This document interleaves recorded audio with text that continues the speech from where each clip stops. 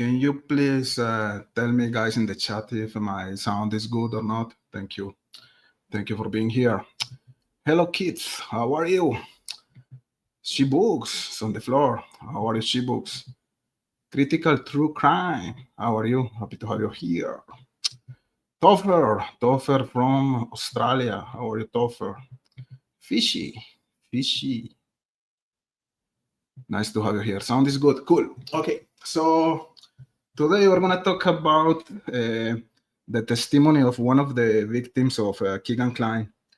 And let's see how this testimony is going to give you a lot of indications about the modus operandi of Kegan Kline. I already did a video about this maybe last year or last 2 years, but I think that today it becomes a little bit more relevant, let's say. So in this picture, you can see this guy is like a rapper.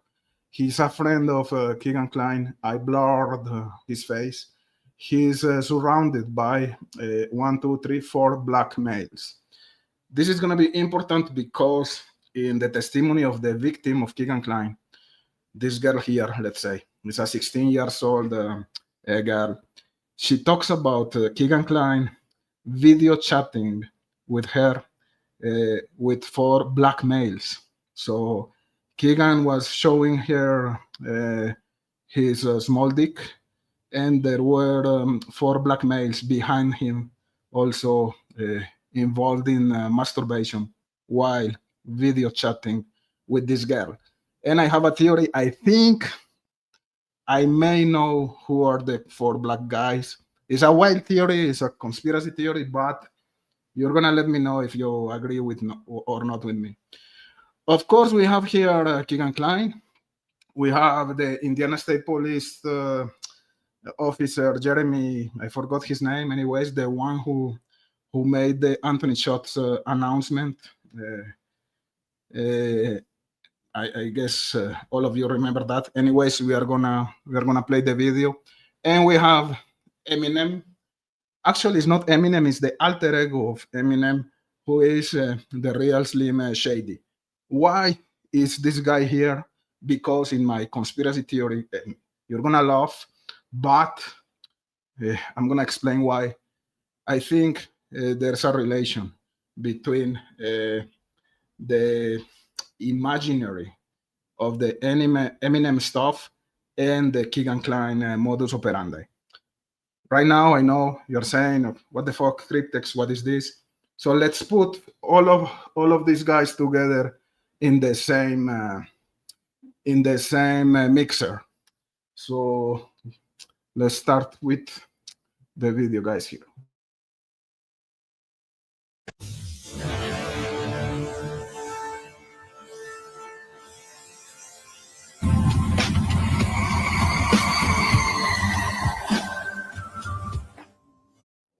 My name is. So, as you could see, we put all of them together in the same mixer, and we're gonna explain what is the theory here, right? So let's just remember the statement of this Indiana State Police officer, because some of his words here are very important, and I don't think we all remember exactly what he was telling us. So pay attention. It's not going to be long. It's important to pay attention to his words. I'm going to come back in a couple of seconds, guys, to talk to you. Sergeant Jeremy Piers, the public information officer with the Indiana State Police out of the Lafayette Post. While investigating the murders of Abigail Williams and Liberty German, detectives with the Carroll County Sheriff's Office and the Indiana State Police have uncovered an online profile named Anthony Shots. This profile was being used from 2016 to 2017 on social media applications, including but not limited to Snapchat and Instagram.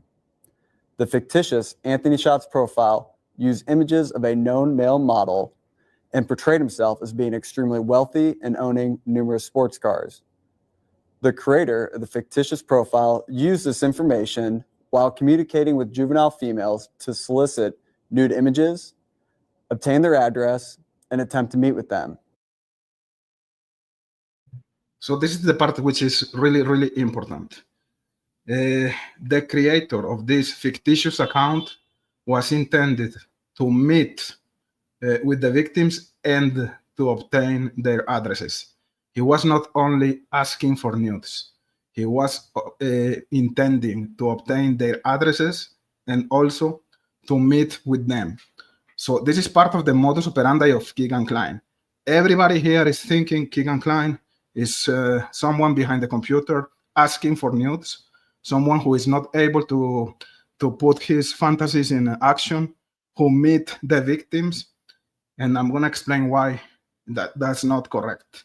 So let's go step by step here. So let's continue with the press announcement from the press announced from ISP Trooper. Pictured on your screen, you'll see images of the known male model and images of the fictitious profile sent to the underage females. We have already identified the male in these images that were used by Anthony Schatz. The male in the photo is not the person of interest in the investigation. Detectives are seeking information about the person who created the Anthony Schatz profile. Investigators would like any individual who communicated, met, or attempted to meet the Anthony Schatz profile to contact law enforcement by utilizing the tip email. So he's asking to the public, if you were contacted by this guy, please let us know. So this is what we are going to talk about tonight. Just 2 days after this press announcement, or press announce anyways, one of the victims of Kegan Kline, just 2 days after this announce, the victim went to talk to the Indiana State Police. And she's going to tell us a lot of important information. And we're going to see why we are wrong when we think about Kegan Kline as the guy behind the computer asking for nudes. That's not the case at all. So the announce that was made by Indiana State Police was successful because just 2 days after this announcement, we have a victim talking to the Indiana State Police, and we have the report. I put the report in my community page if you want to read it. So it's not Cryptex talking just nonsense or talking shit. The report is there in my community page. Let's continue here. Abby and Libby Tip at cacoshrf.com. Please provide as much information as you possibly can. For example, when you communicated with Anthony Schatz, how you communicated with the profile, what social media applications the account used, and if Anthony Schatz attempted to meet you or obtain your address. If you have saved images or Again, he repeated, if Anthony Schatz attempted to meet you or to obtain your address. Same, is repetitive in that aspect. It's not contact us, please, if Anthony Schatz was trying to obtain nudes from you. No. Contact us if Anthony Schatz was trying to meet you or if he was trying to obtain your address. So that's those were the words of the Indiana State Police trooper, not the words of Cryptex, right? So, and he doesn't talk too much about nudes in this press announcement. He talks about meeting the victims and obtaining the addresses of the victims. Let's continue. What social media applications the account used, and if Anthony Schatz attempted to meet you or obtain your address. If you have saved images or conversations with Anthony Schatz profile, please attach them to your email. Again, if you have any information, please contact law enforcement by utilizing the tip email, Abby and Libby Tip at cacoshrf.com. Thank you. Welcome.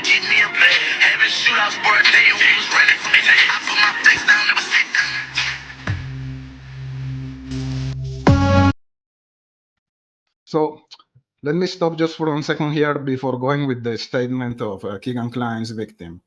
I'm so happy because my good friend Simdal is here in the chat today from Netherlands.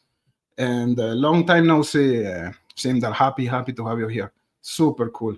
So let me see who else is in the chat before continuing. V. Hello, V.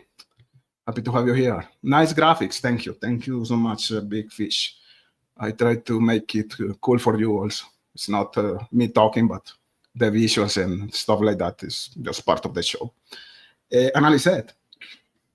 Cryptex, if you could find Adrian and Lucien in Kegan Kline's Fiefdom of Firth, you would have something important. Oh, send me some information by email, Analyset. I'm gonna look for it. Simon is here. Simon, how are you? Happy to have you here. Exactly, Toffer. And to meet with them. Yeah. Shebooks. Also, we knew who this was 3 years ago, but never mind. Exactly. Yeah. So, and you know that this is one of the elements pointing in my theory to Kegan Kline having a negotiation and an immunity with law enforcement in the Delphi's case. He was free during 3 years. Why? In my opinion, because he made a deal. And in the new release transcripts, we know that Jerry Holman was talking about immunity. And I have some screenshots of one of Kegan Kline's friend, I could say a friend, where Kegan is talking about the immunity proposal that law enforcement gave to him, let's say. She asked me not to show that screenshot, but I can tell you guys, trust me,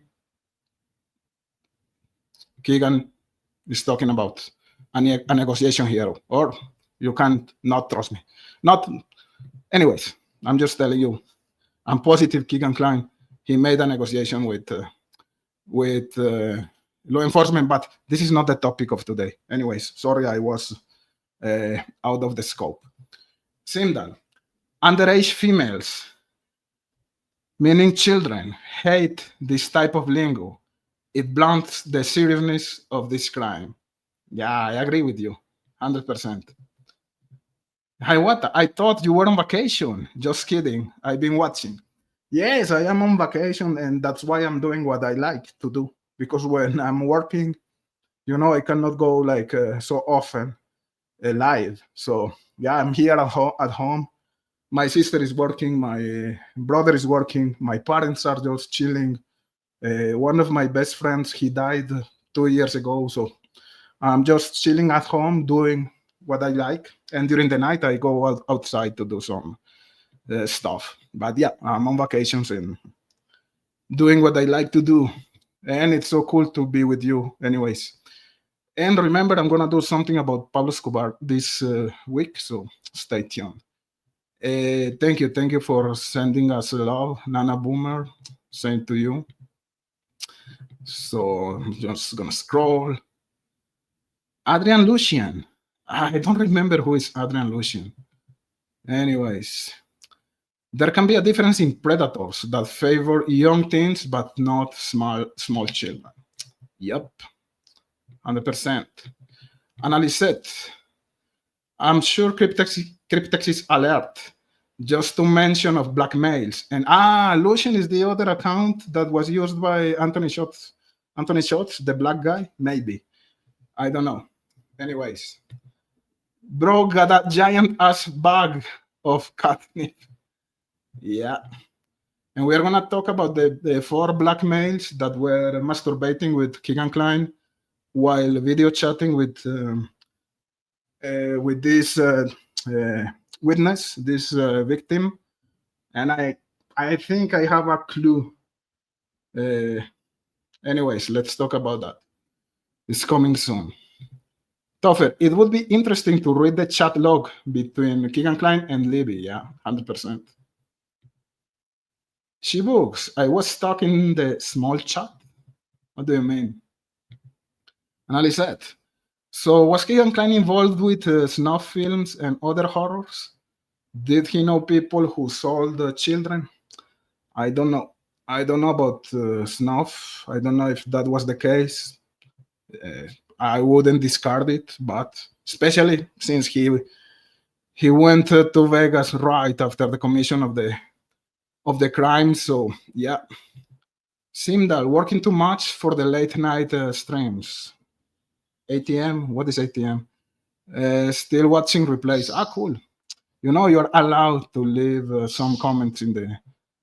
By the way, hit the like, guys, and remember to leave a comment to check the algorithm after the ending of the video. This is where the big fish are. Yeah, exactly. Ah, yeah, I didn't know. Okay.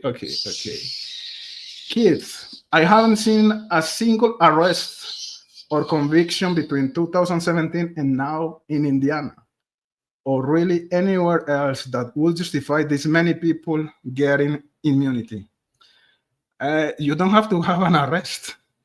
You have just to not to have an arrest, you know? If they are protecting someone because of that immunity situation, that's the case. Actually, I wouldn't expect any arrest if we are talking about a deal with Kegan Kline. That's part of the deal, you know? Keep your mouth shut, don't say anything, and you're not gonna be charged with the crimes. That's my point. Yeah, out of the scope. Out of the scope. The larger goal is to protect someone with power in that community, in the law enforcement area, or some politician, someone like close to law enforcement, like McCain, I don't know, or someone, a bigger fish. I think that in that Dropbox, there are people with power that law enforcement was not interested in exposing. You know what I mean? And that's why, in my opinion, in my theory, they made a negotiation to Kegan Kline. And that was my theory since a lot of time ago. But now we have Jerry Holman talking about immunity, and we have Kegan Kline himself talking about immunity. So to me, the dots starts to connect in my own theory, not in yours. I know you don't agree. It's fine. Just telling what do I think here. Zeke, another viewer from Australia. How are you? Not to be mistaken with that poor guy. Funny.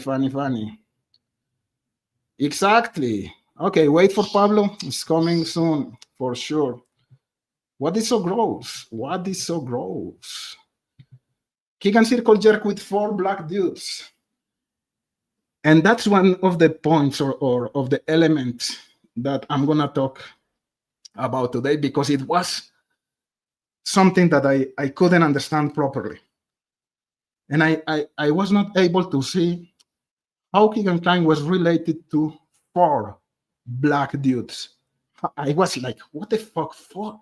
You don't go out with, seriously, with 4 black dudes. You can have a black friend, 2 black friends, but a bunch of black dudes? It doesn't make sense to me. But when I was watching or looking or investigating the circle of Kegan Kline, I saw some potential scenarios there. One of them, which is really unlikely, is a basketball scenario. And this is for another show, but I have some information about Kegan Kline playing basketball in Delphi with Daniel Pearson at the time. So I don't know if a bunch of black guys playing basketball were in the same circle of Kegan Kline, but anyways, this is far-fetched, and this is something that I really don't consider like a plausible scenario, let's say. But what I think is that in the music scenario, that is where Kegan Kline was related to a bunch of black people.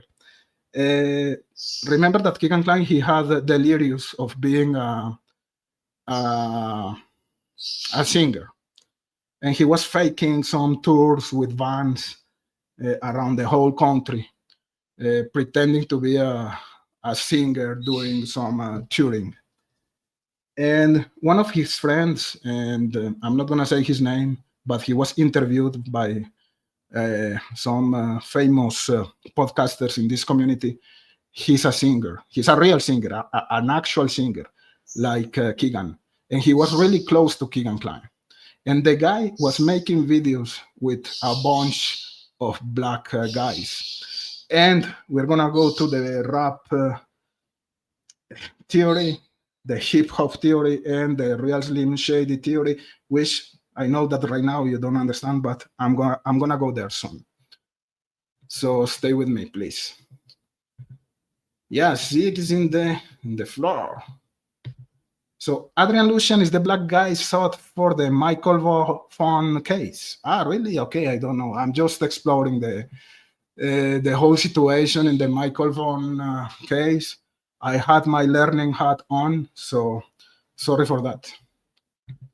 I think you have two chats. Oh shit. Oh shit. Sorry for that, but for that. But anyways, let's keep it in two lives. Sorry, my bad. Anyways, at the moment, okay. Sorry, Tatiana, my bad. Excuse me. I don't know what did I do with the settings of the stream here today.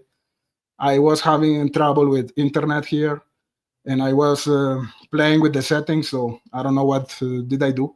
Right now, I can see 47 persons here, 47 people. So, anyways, I'm gonna keep it like that. If not, it's gonna be worse. I think if I start playing with the settings again. Okay.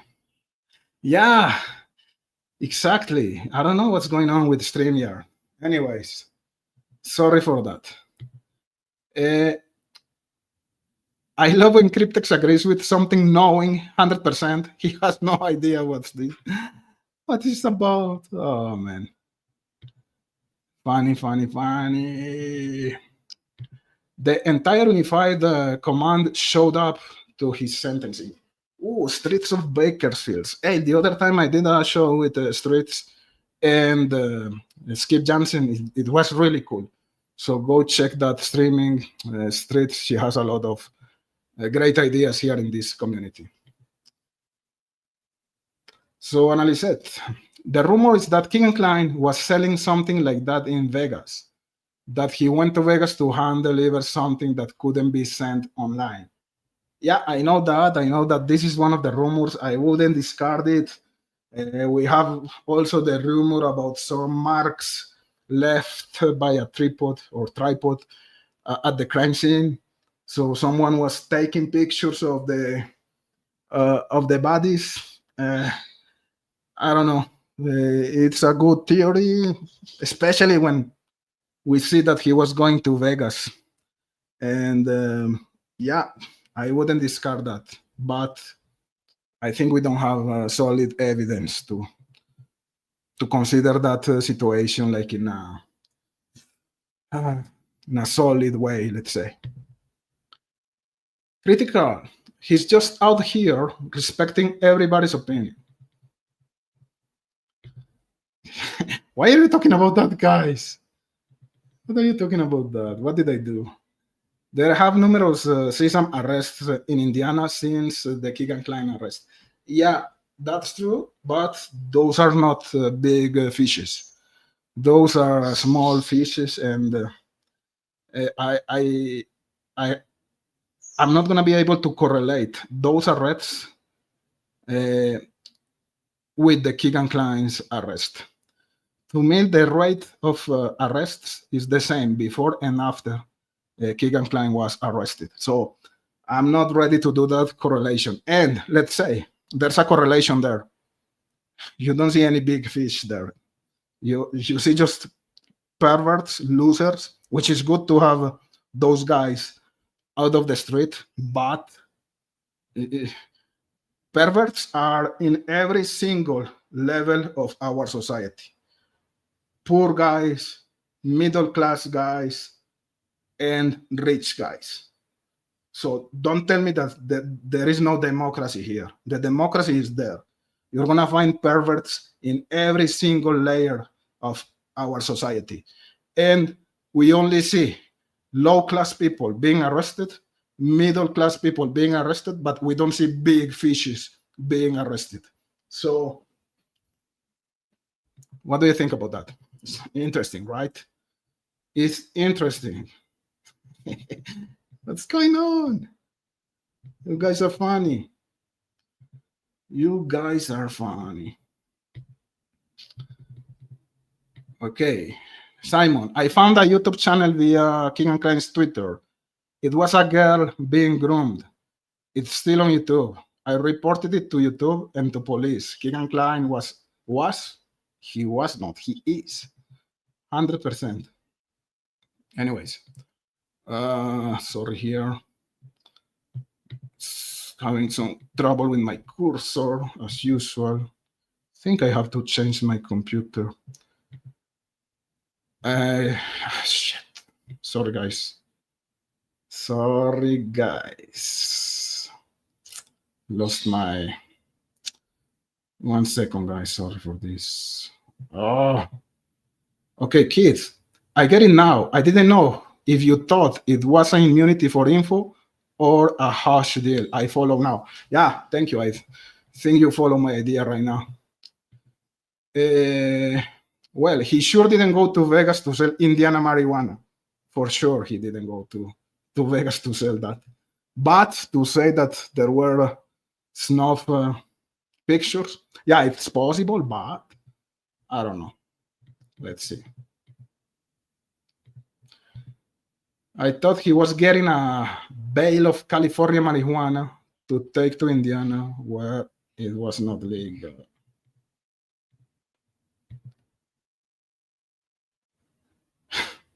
Yeah, exactly.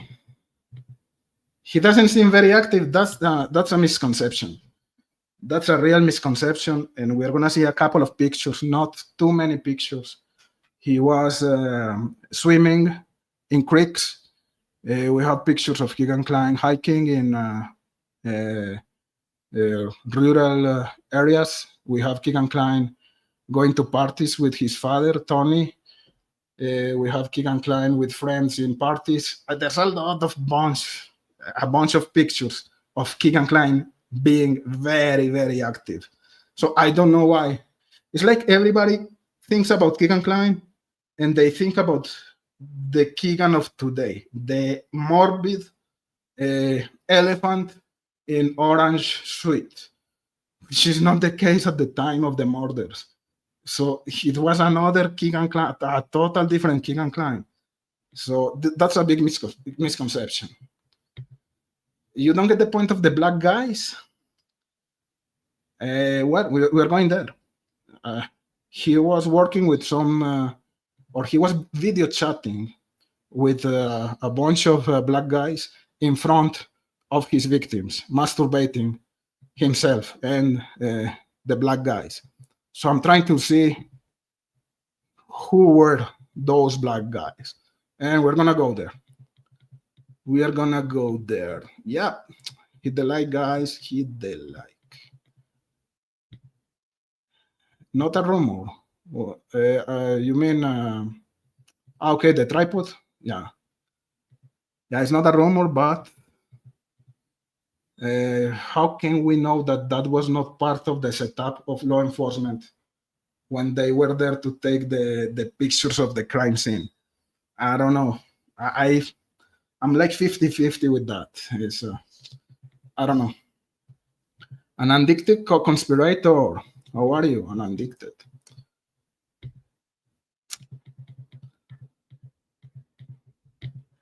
That, or they tend to enjoy filming their rituals, like Brad Holder and Pratik Westphal do. Okay, so I'm gonna go with the video. So we have Kegan Kline here walking in a trail. So he's not behind a computer. He's outside doing stuff, active, not that fat. Still fat, but enough to go to commit a crime. So again, if we talk about democracy, the serial killers are fat, are skinny, are short, are tall.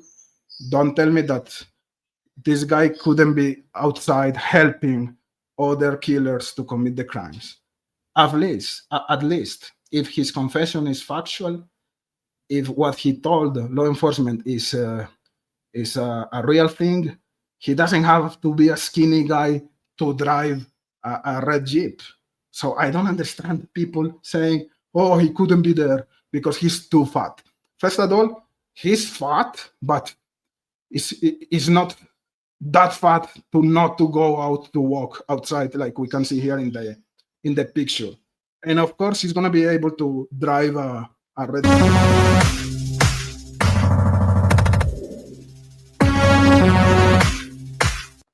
Outside with Tony, not that fat at all. Okay, yeah, Costco, consistent, but I can say that Tony Kline's father is more fat than Kegan here, for example. He was not that fat, and he was not a guy who was not going outside. Come on, look at this. This is when he was conducting the marriage of his own mother. Remember that he is an ordained minister. I put this picture here because we're going to talk about Satanism, we're going to talk about other stuff, and I think that we cannot disconnect the religious scenario from Kegan Kline because he was a minister, an ordained minister. Some people say, that's because he wanted to make money going to Vegas to marry people there. Whatever. He knows about religion. He's involved in religion. He has here a Bible in his hand. He was marrying his mother. It's not irrelevant. For real. It's not irrelevant.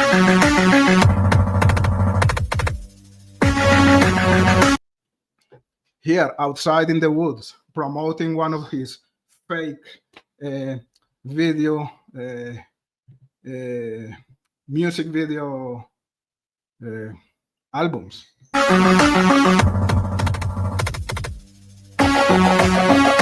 So don't tell me that Kegan Kline, he's not active, guys.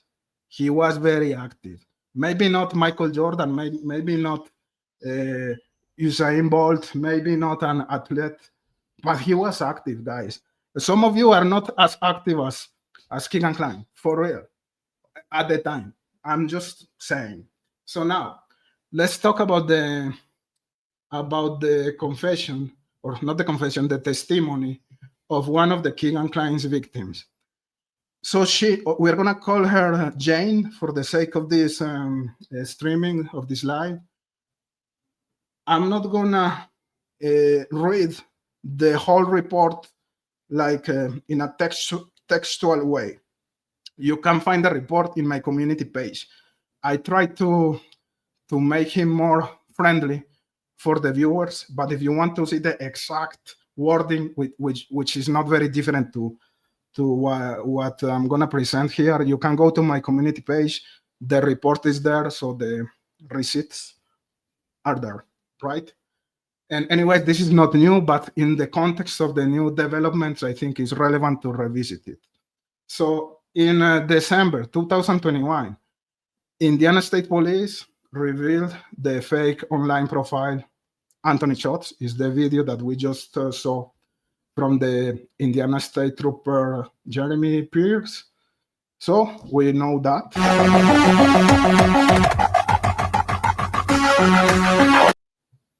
So ISP was asking for tips to the public about the Anthony Shots profile. So 2 days later, a 16-year-old girl from Terre Haute, let me know if my pronunciation is good. In French, it's Terre Haute, or actually Terre Haute, because they don't pronounce the H like you sometimes in US, came forward. So 2 days later, 2 days after the announcement of the Indiana State Police trooper about the Anthony Shots account, this girl came forward. This is the report. Some parts are redacted, and you can find it in my community page.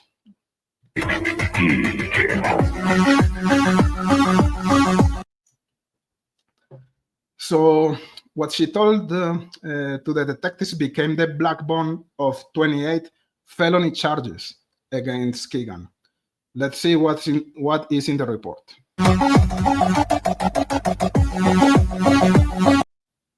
So the detectives that were doing or conducting the interview were Detective Brian Harshman and Deputy Marshal Jeremy Clinton.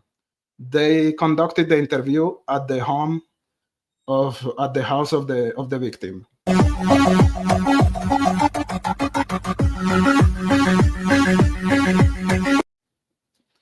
The interview was recorded.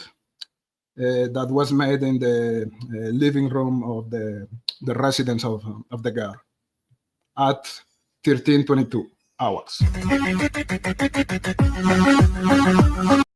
So, but before going to the interview, a little bit of a context here first.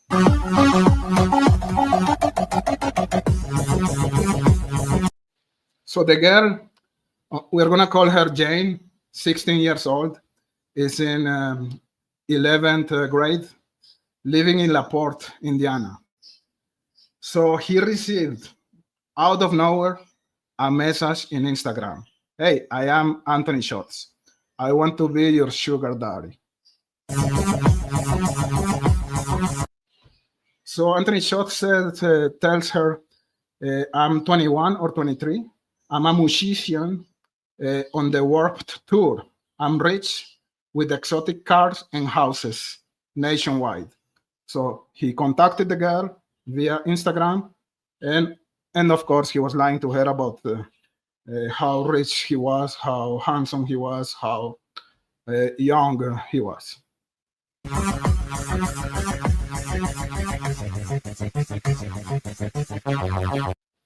The conversation turned sexual immediately. Kegan used Snapchat, Instagram, and Facebook Messenger. Jane sent fully nude photos. So she sent nude pictures to Kegan Kline. And she's going to say that Anthony Schotts is Kegan Kline because she saw Kegan. We're going to go there. Kegan sent penis pictures claiming they were of him. So I guess he was sending big dicks at the beginning. I don't know. Let's see. Let's continue with the story here.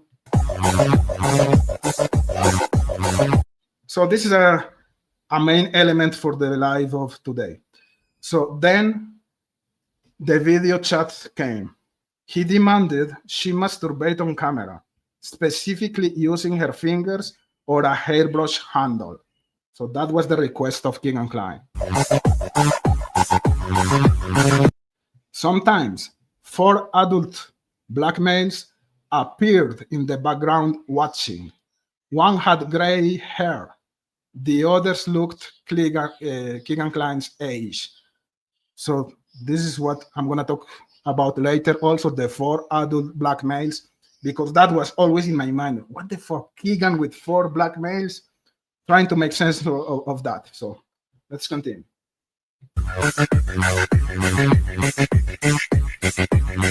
So this is a picture of one good friend of Kegan Kline. He is a singer. He was interviewed by a famous podcaster in this community. I'm not gonna say his name today. And he's an actual singer.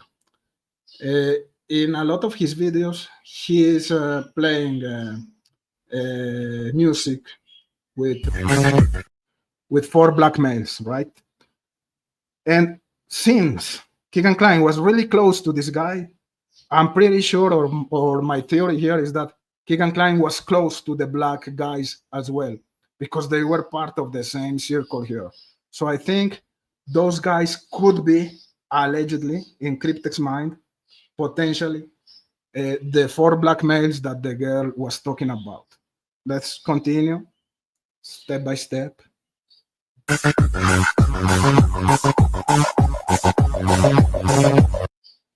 So there was a request for video masturbation. There were 4 unknown males watching. He requested to use the hairbrush handle.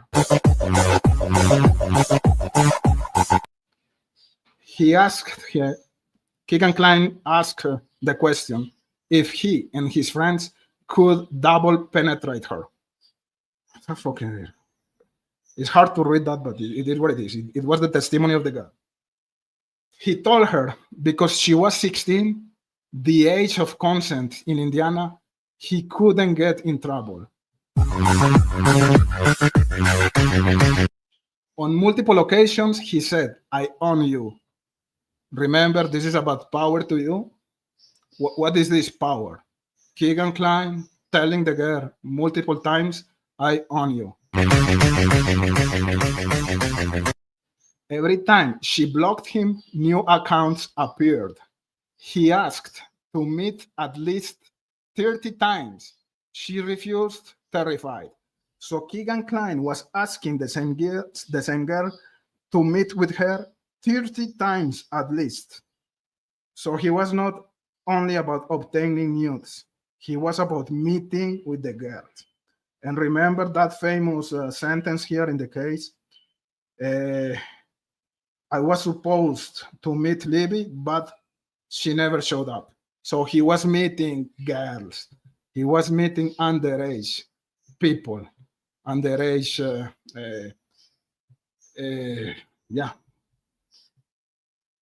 males and girls. She refused, terrified. So he was not satisfied with the girl blocking him. He was creating additional accounts to continue asking her for the meeting. His response, "I will come to your house. I will kidnap you and force you into a gangbang with me and my friends." So when we talk about Kegan Kline, the word kidnapping is everywhere. Remember the statement, and we're going to play it later, of Kyla, the girl who talked, or the girl who was interviewed by the murder sheet. She said that Kegan Kline told her, "I could kidnap you, and I could cut your throat, and I could watch you bleed out." So kidnap you is there. Kidnapping is here in the case of this girl. When we think about the ski mask incident, we can do the correlation with the kidnapping situation potentially. So there were threats. He was violent. And we say that he was just obtaining nudes. Come on. So this girl was being threatened by Kegan Kline. And at one point, Libby and Abby, they were kidnapped. So kidnapping scenarios there. He already had her home address. She'd given it early on, believing he would send gifts. So you're gonna say, why was he asking for her address if he already had her address? And I don't want to answer right now. I want you to think about that because it's something special. So tell me why. You, before going there by myself. At one point, early on in the relationship, Kegan Kline told her he was gonna buy her presents. So she had to give him her home address to have them delivered. So Kegan Kline asked the girl for her address in order for him to deliver some presents. That was the strategy. Hey, I need your address because I'm gonna send you some gifts, some presents. That was part of his modus operandi, right? So messing with the girl, promising some stuff. If she gives him her address, he's gonna send her some presents, right?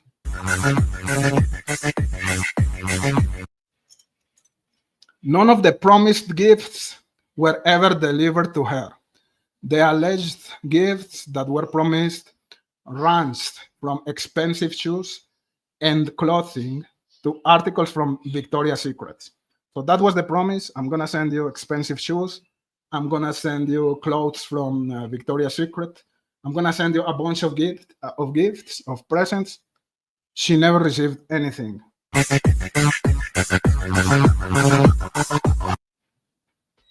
That one time, Kegan Kline sent her $10 through Cash App to buy food for herself. So that's what the only thing she actually received from Kegan Kline.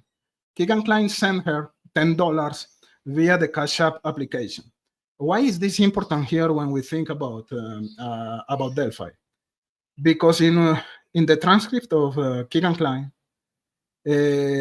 Detective Vido, he says, you know, we have the money, the Anthony Schultz money account going to Libby. So this is consistent with this way of operation. Kegan Kline was sending money to Libby. And I think it was in the same way he was sending money to this victim here via the Cash App application. So there was a transaction in that interaction between Kegan Kline, Anthony Schultz, and Libby. Libby was receiving money. Vido said in the testimony, not in the testimony, in the transcript, in that interrogation with Kegan Kline, that they have the Anthony Schultz money account being transferred to Libby. So that was the part of the modus operandi of Kegan Kline. He was sending money to the victims. He was sending money to Libby. Why? Why was he sending money to Libby? Paying for nudes? I don't know. But there was a transaction there, a monetary transaction. Kegan Kline instructed the victim how to utilize the Cash App application. So he was the one teaching her how to use the Cash App application to receive the money. So this is just a screenshot of the report. We can see here that he was promising expensive shoes, clothing, articles from Victoria's Secret, and that he was sending, he sent to her $10 via the Cash App application to buy food for herself using the Cash App application.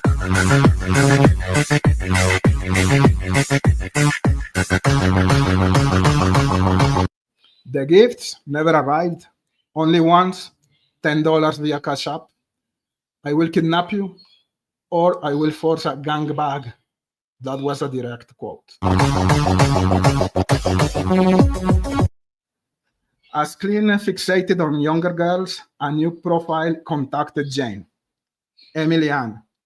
Emily Ann claimed to be 13, and she claimed to be Kegan's cousin. Emily said she and her dad have sex and wanted this victim to join. Jane refused, but Emily kept pushing. Emily was, of course, Kegan Kline, sending new pictures of a prepubescent girl. Jane felt pressured. If she didn't send videos, Emily would tell Kegan, and he would find her. And we know that Kegan was already threatening her with kidnapping her, right? So she sent Kegan Kline 10 masturbation videos using fingers and a hairbrush to the Emily Ann account. So I don't know if the girl believed that Emily Ann was actually the cousin of Kegan Kline, but anyways, she sent, maybe she felt more comfortable sending the videos to Emily Ann, but we know that Emily Ann was Kegan, right? In my opinion. So Emily Ann profile claimed to be 13 years old.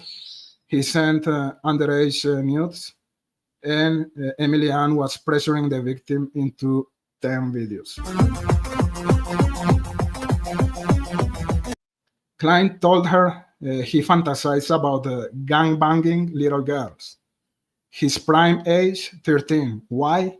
Because they are so tight.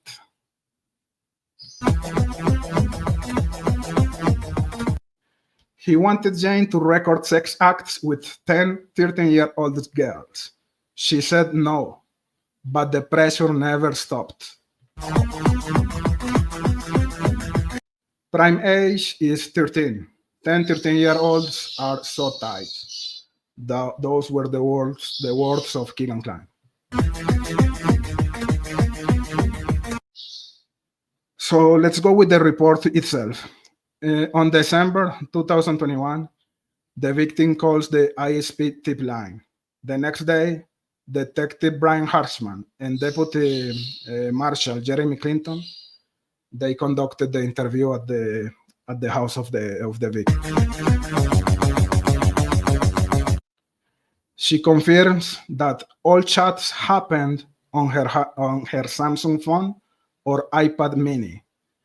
When the communications occurred, she was mostly at home, school, or in LaPorte County.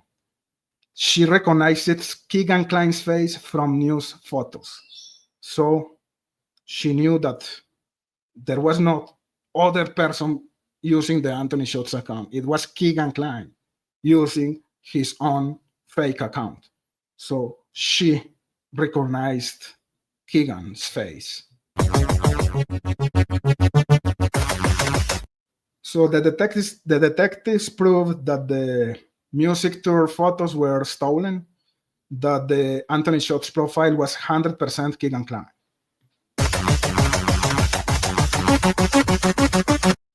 The interview was on December 9, 2021. The location was Terre Haute, Indiana, and the devices were a Samsung phone and iPad mini. Those were the devices that were being used by his victim. So as a consequence of that report, he was charged with 28 felony charges for CSAM.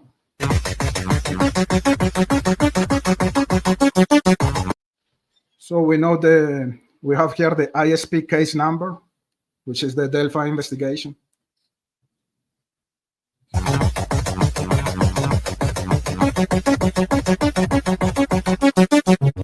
This report was lifted in 2023. Jane was 16. Others were younger. So now we know that Kegan Kline was free for 3 years. Anyways, let's continue.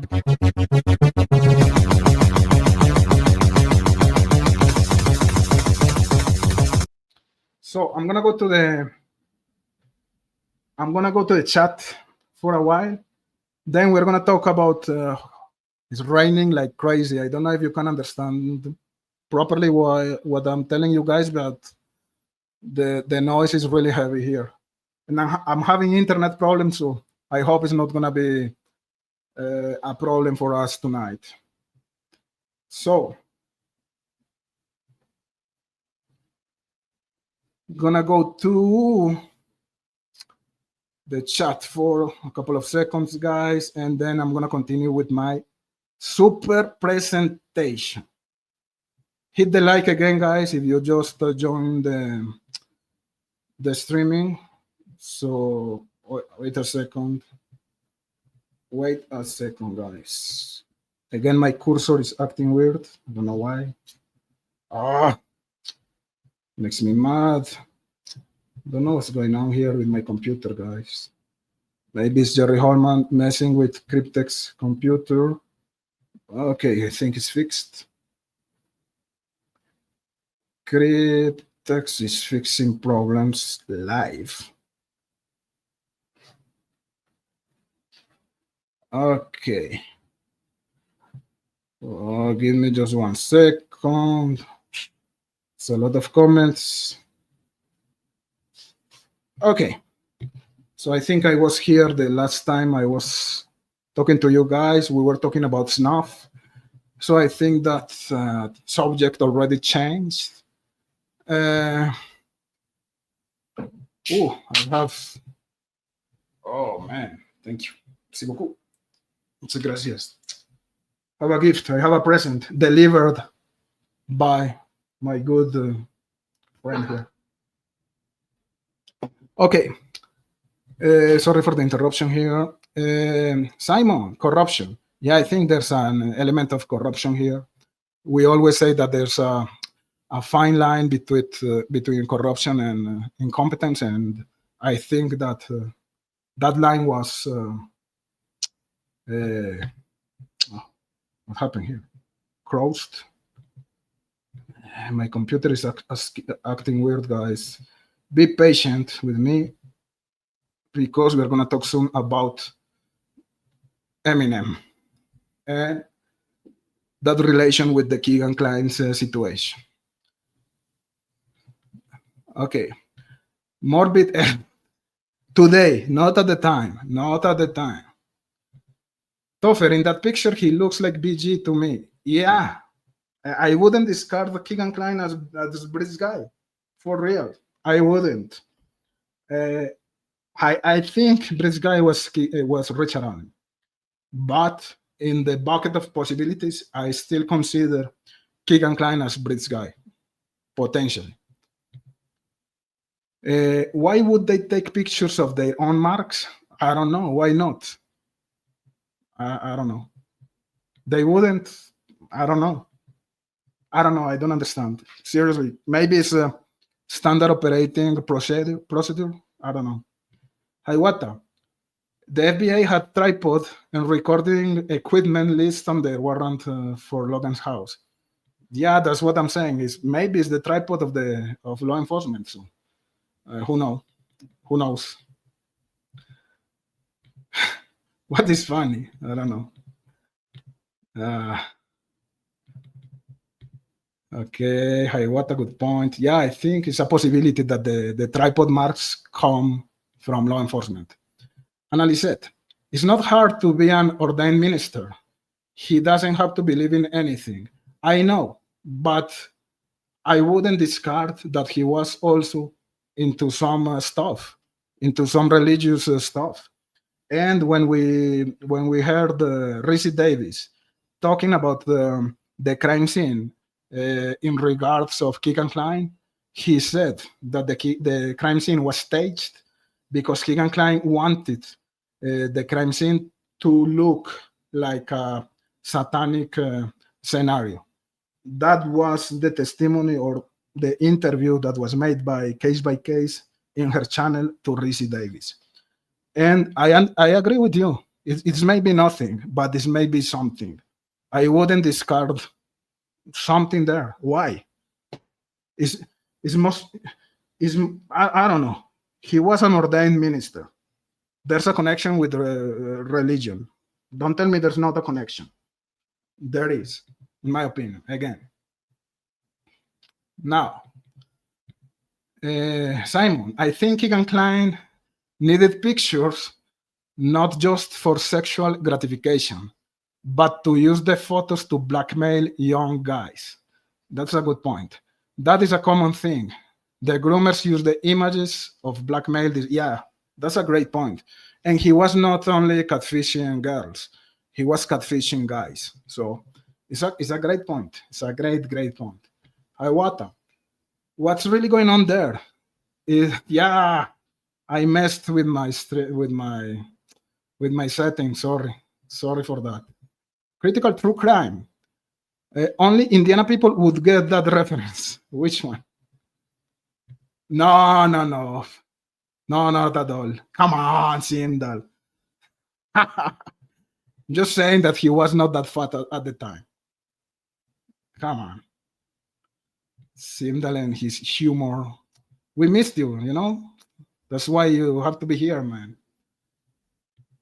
Hiawatha was commenting on the other one and then backed out and come back. I'm sorry, guys. I don't know what did I do, but I can see your comments. So you're here, guys. Okay. Yeah, maybe it's that. I activate that functionality. Maybe it's that I'm addicted. Thank you for that. Good point. Somehow I ended up on the other stream. Yeah, sorry for that. I think that's the good pronunciation. I think it's Terre Haute. None of us in the US pronounce it correctly. And it's certainly not in correct French. Yeah. Stephanie, how are you, Stephanie? Nice to have you here. Nice to have you here. USA Libertarian. Hey, nice to have you here, man. This is the part where we dance, for sure. It sucks watching on my TV. Sorry, it's StreamYard, guys. It's StreamYard. Scrolling down. Sorry for that. Just a bunch of comments. I'm scrolling down, guys. Simdal. Insert meme of Kegan Kline sitting on a couch surrounded by black guys. Oh, I don't want to see that for real. Gross. Gross. Yeah, scary shit. Scary shit. Peggy's here. How are you, Peggy? Happy to have you here. Nice to have you here. And Ali said, I cannot imagine being young and any of this stuff. Even at my age, I am not ignorant. But intimacy for me happens in a committed relationship. Wife Lilith is here. Hey, nice to have you here, wife. Why are you so distant? You are welcome to our channel. Few facts people don't talk about. One, Kegan not only catfished females, but males as well. That's what I was telling exactly. One of women named in Kathy Allen's interview was associated with the blackmails mentioned in Kegan Kline's PCA. Can you please tell us more information about that? It's interesting. Wife. Peggy, I am multitasking right now, but wanted to say hi. I listen in. Thank you, Peggy.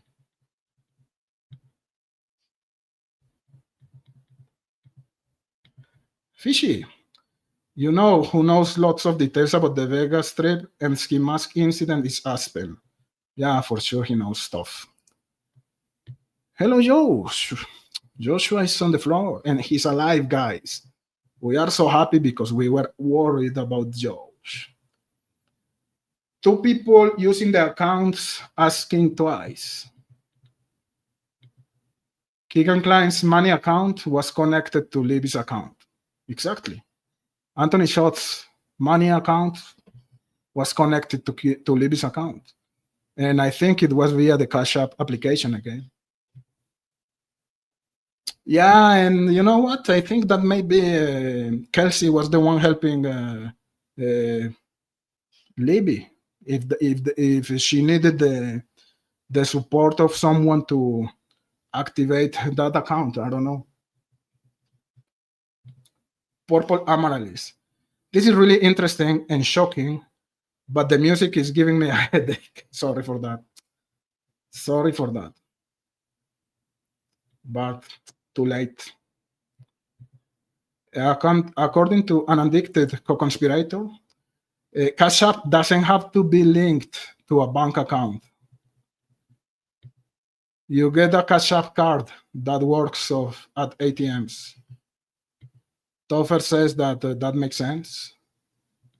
Purple Amaryllis, yeah, he's a pervert.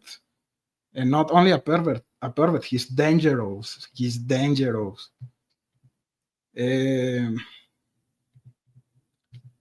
Goddess, how are you, Goddess? You can link an account, but it is optional.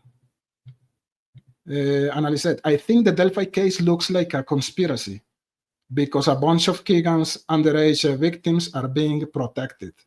I wonder how many friends of Abby and Libby were involved with Kegan Kline. Yeah, the ski mask girl is involved with Kegan. We know that. So we have already one of them there. And Ali said, I think internet problems are YouTube. This is the season for hackers. Lots of weird stuff happening. Yeah. How did Kegan Kline get back on their radar. Allegedly, that was the ski mask incident who put Kegan back in the radar of law enforcement. Brion, Tony Kline? What do you mean, Tony Kline? Laura Dawson. Hi, everyone. Hi, how are you, Laura? Happy to have you here. Yeah, but before of that, actually the situation that triggered the whole, not gonna say manhunt, but the whole interest in the Kegan Kline's account was, in the Anthony Shots account, was the ski mask incident. Again, the ski mask incident, USA Libertarian. Can't be truly religious and be doing that shit. Wolf in sheep's clothing there. Yeah, but when you are into religion, sometimes it's not just to worship your creator, let's say. It's to understand your enemy. You know what I mean? So people who are involved in Satanism, people who are involved in that type of shit, they know more about the Catholic religion, about the Christian people that we do, because they investigate. They know almost by heart the whole Bible, let's say. They are people so involved in that shit. So it's not that because you are not necessarily into that religion, you don't study that religion. I don't know if I'm clear here. The idea is that you need to know your enemy. Anyways, I don't know if it's clear or complex, but I think you get my point. And Ali said, that's something we wonder about. Lots of us think they were cleaning out his Dropbox, removing names of judges, politicians, teachers, exactly. USA Libertarian. People need to ask every member of law enforcement and get all their answers. Yeah. Kid, to be fair, that's an Eminem line for a really good song of his. Exactly. No, I know it comes from an Eminem song, but I'm gonna explain what's the whole stuff there. And in the X account of Kegan Kline, there are a lot of reference to throats.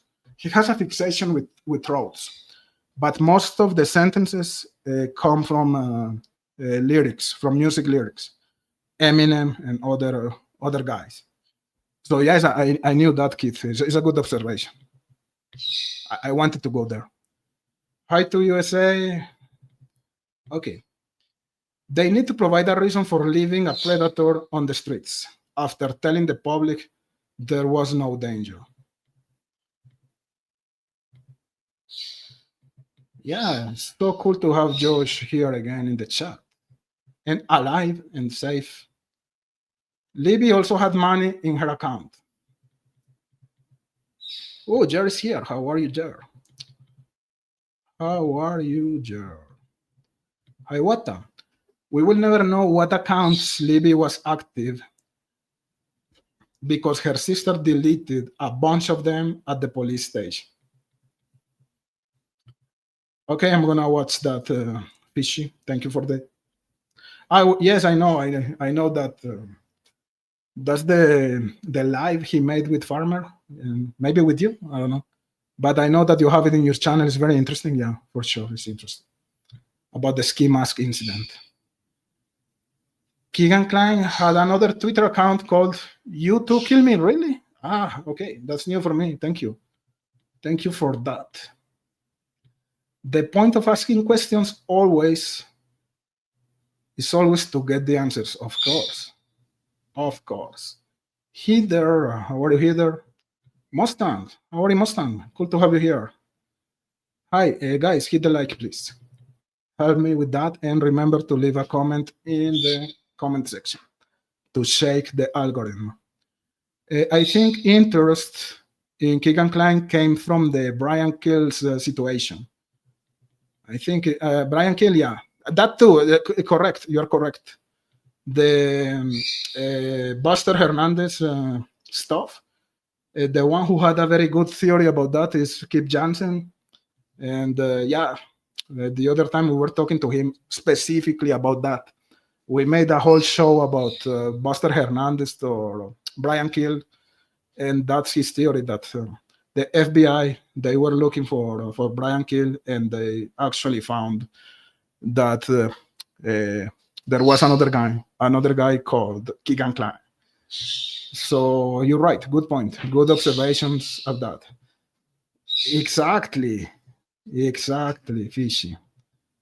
Peggy, I totally get it. My enemy does dark magic. Yeah. Well, everyone finds Jesus in prison. So I have. Dámela ahí, gracias.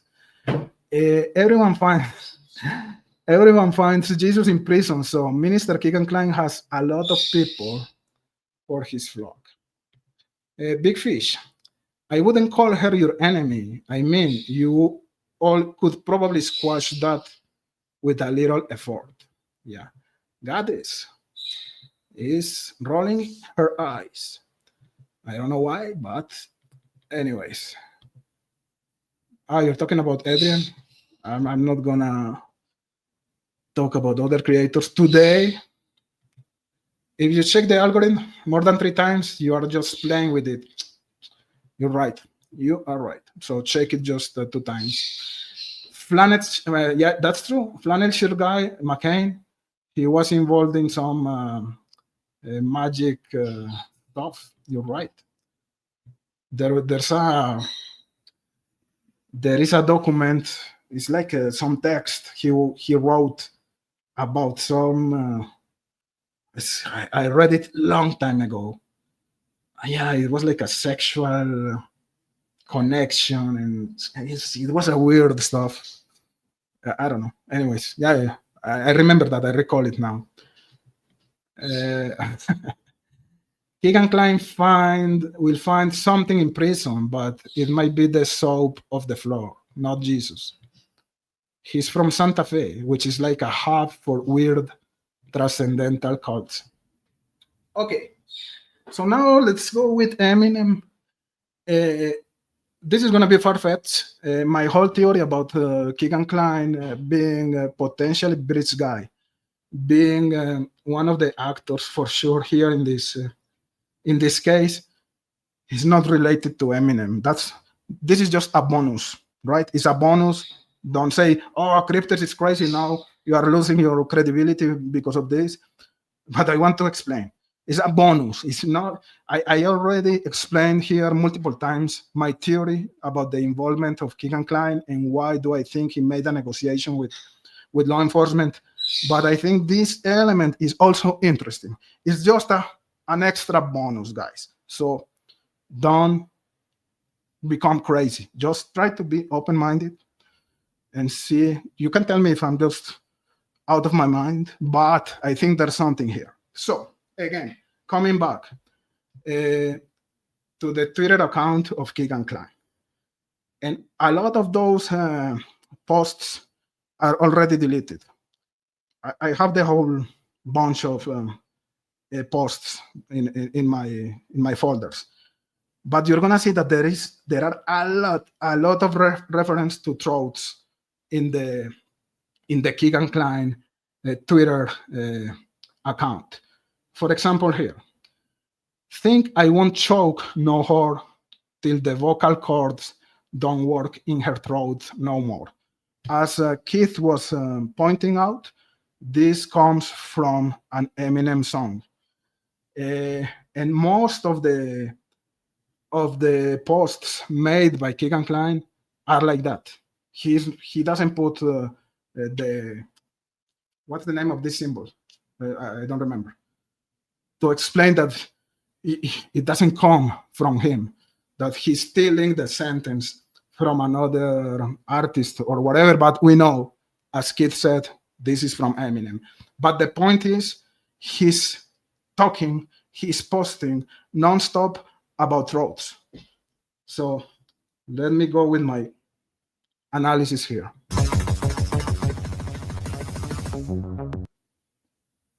Sorry for the music. I know some of you are distracted with the music, but this is a video I made a couple of years ago, and I didn't change the music, so sorry for that. So I'm not gonna talk for a couple of minutes. This is a short video. Please let me know what do you think about this. Then I'm gonna come to explain or to elaborate about it. In this video, we're gonna see how some killers are really influenced by movies, by other serial killers. They have some type of idols, let's say. And I think, in my opinion, I think that Eminem, but not necessarily Eminem, but the alter ego of Eminem, who is the real Slim Shady, is like the idol of Kegan Kline. And we know that Kegan Kline, he has an alter ego also, a fake account, which is Anthony Shots. So the real Slim Shady is like the bad personality of Eminem. And there is a theory in internet about Eminem being a serial killer, which is crazy, of course, but that he is using the pretext of the alter ego, real Slim Shady, to tell his own actions. But whatever, I'm going out of the scope here. But coming back, what we're gonna see here is that there are actual killers that were influenced by some fictitious characters from movies, from music, from the books, etc. So let's go with that. And I'm sorry for the music. Some of you were already complaining about that, but it is what it is. Message and said, you know, I should cut your throat for this and watch you bleed out. You know, I should cut your throat for this and watch you bleed. You know, I should cut your throat for this and watch you bleed out. Blah blah. Why would you bring someone with you? Why would you bring someone with you? Why would you bring someone with you? Just one day I woke up to, and he was saying he knows where I live, and he said, you know, I can kidnap you if I really wanted to. You know, knowing his voice, right? Do you think he sounds like Bridge Guy, the audio that police released?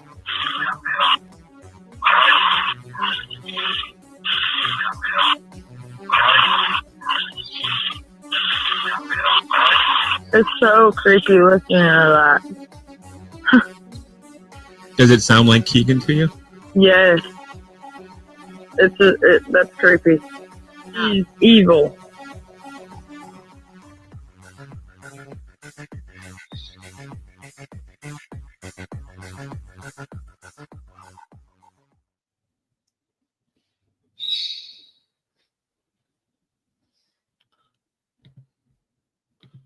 So this guy here was inspired by the Scream movie.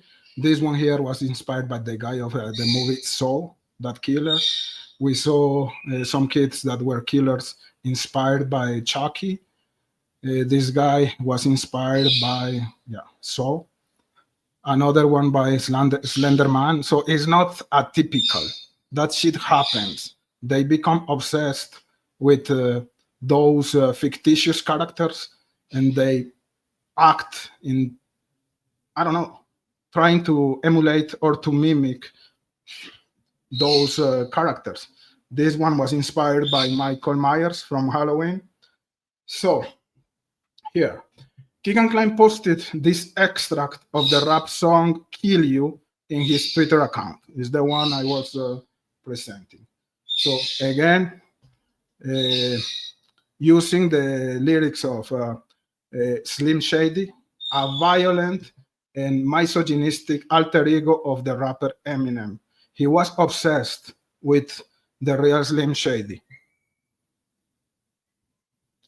We have here Eminem as the real Slim Shady.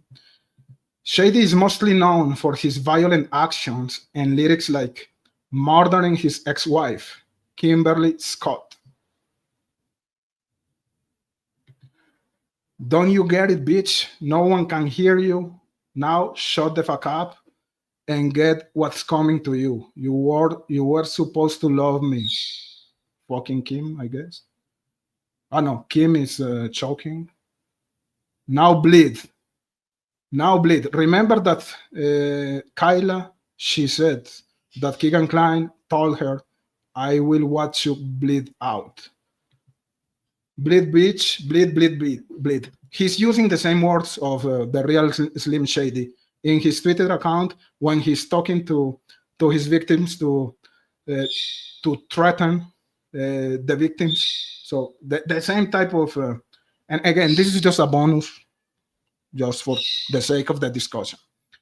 The Slim Shady persona sings about raping his mother, kill you, murdering his ex-wife, Kim, and killing every last woman on earth.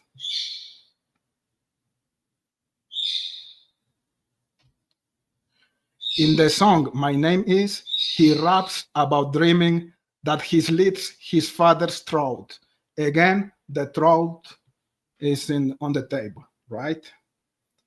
So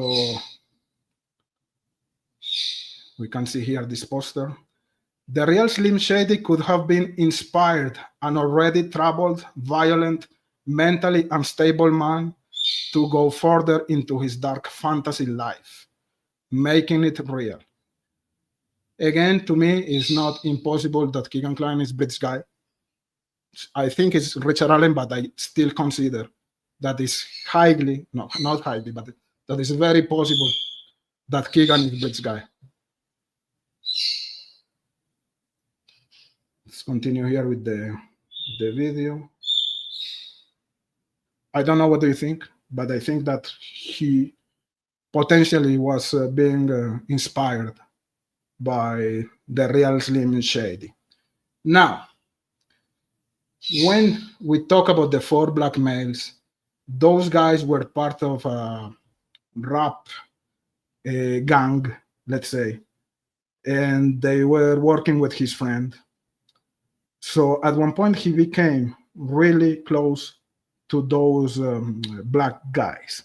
So I know that in the rap scene, let's say, in the rap environment, when you commit a crime, you gain some status in that type of community. In other post that was made by Kegan Kline in Twitter, he said, I want to become a superstar. I want to be a superstar. So what if that was the way to become a superstar in the rap community or in the hip hop community? Committing a crime, gaining status in that rap or hip hop community, and maybe that was the way to increase his position in that group. And at the same time, he was having fun because that was his fantasy, as Kyla was telling us. Again, the same statement of Kyla was exactly what happened in Delphi. Kegan Kline was pissed because Kyla went to the Galveston Park, to the Foster Park, with another girl. Kegan Kline was supposed to meet Libby alone at the Monon Heights Bridge. He was not expecting to have Abby there.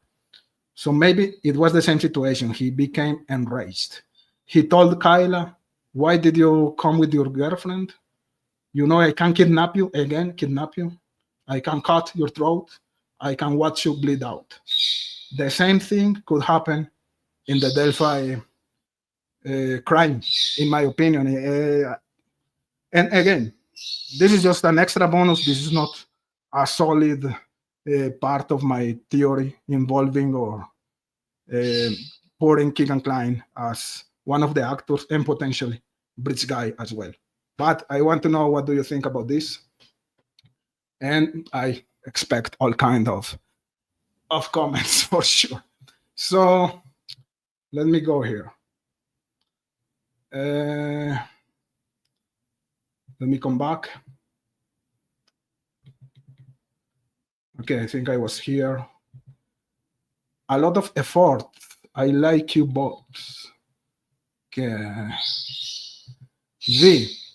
He's not from there though. The MCC family goes back generations in Delphi area. Don't know what are you talking about here, guys. So I'm gonna scroll down a bit. Precosigned. I just saw the notification and title for this stream. Not sure what I missed, but I will replay. Thank you, and sorry again, guys. Yeah, quotation marks. Thank you for that. Exactly. Generation Z said is trying to cancel Eminem. Yeah, I know. The music industry promotes these degenerates so they can fill up private prisons. A theory I think holds water. Okay, thank you for that. If that was a serious comment. Fishy, Garth Brooks is a serial killer. Yeah, they also say Garth Brooks is a serial killer. Yeah. Topher, I like Eminem. Me too, I like him. Brion, my kids are Gene's dead and love him. If you consume that garbage, it will spill out at some point. Peggy, I love Eminem and Stan. He sends me great gifts. Yeah, me too. I like it. Seriously. Yeah, Stan is here.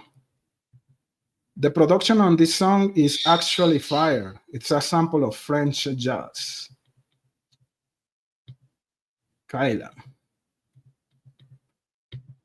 Hiawatha, I never realized just how many murders were influenced by movies media. Exactly. That's what I was presenting here, guys. A lot. So I don't think it's that crazy, for real. Analyzet, that's unhealthy garbage. USA, that Slim Shady guy is starting to sound like a real jerk. Yeah. Hiawatha. Only 7 watching the stream. 47 watching the other one. The only difference is you can't see cryptex in this one, and you can in the other. Oh man, sorry for that. Sorry, Analyset. Yeah, that's why you only.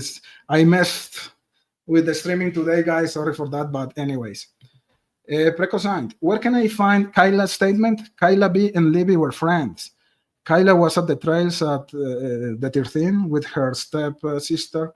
Riley Voorhees. I don't know if it's Kyla B, but that interview was made by the Murder Sheet, and yeah, that's the origin of that information, let's say. Hiawatha, did you see the documentary about that? How the record industry fills up prisons? It's crazy. Yeah, it is crazy. I didn't watch the documentary, but I know about it. US Libertarian. YouTube is really pushing this vertical screen thing, so I've seen a lot of people streaming both versions. I tried today just for fun, and I think it's not a good idea, so yeah. Sorry for that. Okay. It was serious. Thank you, Sindal. Thank you for that. It's weird. Okay. The VIPs are in the no. I'm sure there are other VIPs there. All of you are VIPs, guys.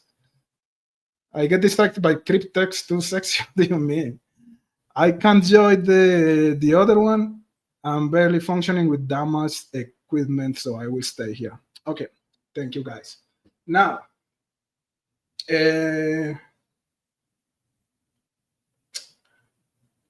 what was my conclusion here?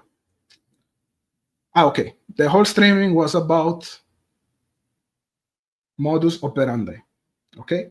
The testimony of that victim, the one who went to talk to ISP 2 days after the announcement, or after the announce of the Anthony Shots account situation, tells you again Kegan Kline was not there only to ask for nudes. Kegan Kline was asking for the addresses of the victims, and Kegan Kline was intending to meet the victims. That victim said he was asking to meet her at least 30 times. She was refusing that, and Kegan Kline, he blocked Kegan, and he was creating additional accounts to push for that meeting to happen. So Kegan Kline was not only behind the computer, he was going after the victims physically, outside. When we listen to the testimony of Kyla, that supports that theory, and that gives you a clear idea of how violent Kegan Kline is. In my opinion, the testimony of Kyla is exactly the same image of the Delphi's murder. It's exactly the same situation. So that was my idea today. And also, of course, I wanted to point out that that he could be influenced by the real Slim Shady. When we see he was fantasizing, he had fantasies about cutting throats. It's not normal that a guy is posting nonstop about throats and slashing throats and cutting throats on the Twitter account. Is not normal. It's not normal that when he's threatening one of his victims, he's talking about cutting throats. So I see a clear connection there. And today I'm not going to talk about the Marathon gas station. I'm not going to talk about the Wabash River. I'm not going to talk about the 10,000 elements that connects, in my opinion, Kegan Kline with the murders. The video of Julie here, I'm gonna show this video because I think it's interesting. The guy is forgot his name already. Oh shit, I forgot his name. Snowenberg? Guys, help me out here. Oh man. Okay, he was one of the friends of Libby and Abby. He participated in the Max Snowenberg. This is interesting because he was supposed to meet the girls the day of the murders, but he's gonna tell us I was not there because I had something to do with my father. This interview is interesting. I don't know what is the actual intention by Julie, but I can see that Julie is trying to extract some words from his mouth, some information. The guy knew that the girls were going to the bridge on the 13th. So that was planned to go there. It was not just a situation that happened just by impulse. Oh yeah, no, you know what? Let's go to the bridge. No, it was planned. They were planning to go there on the 13th. He's gonna tell us that. Okay. Now,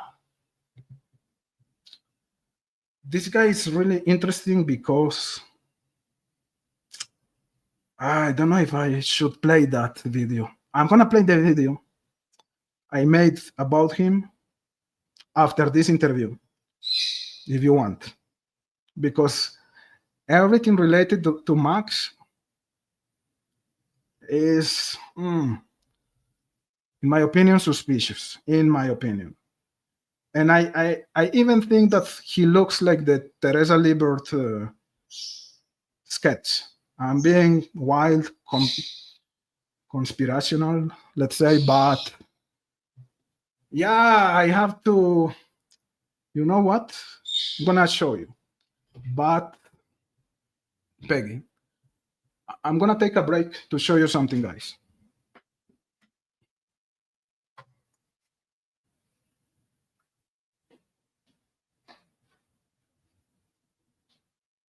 I don't know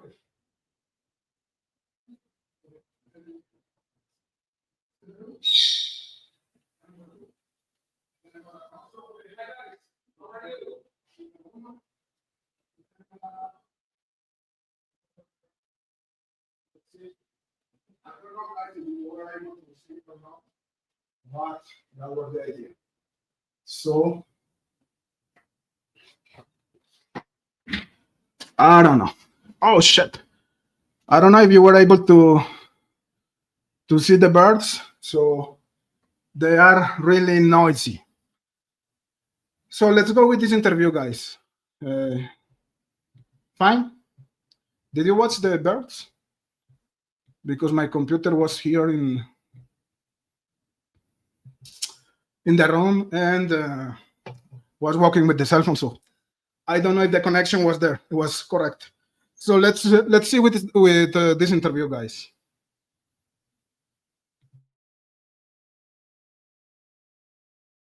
I'm sitting here with Max Newberger.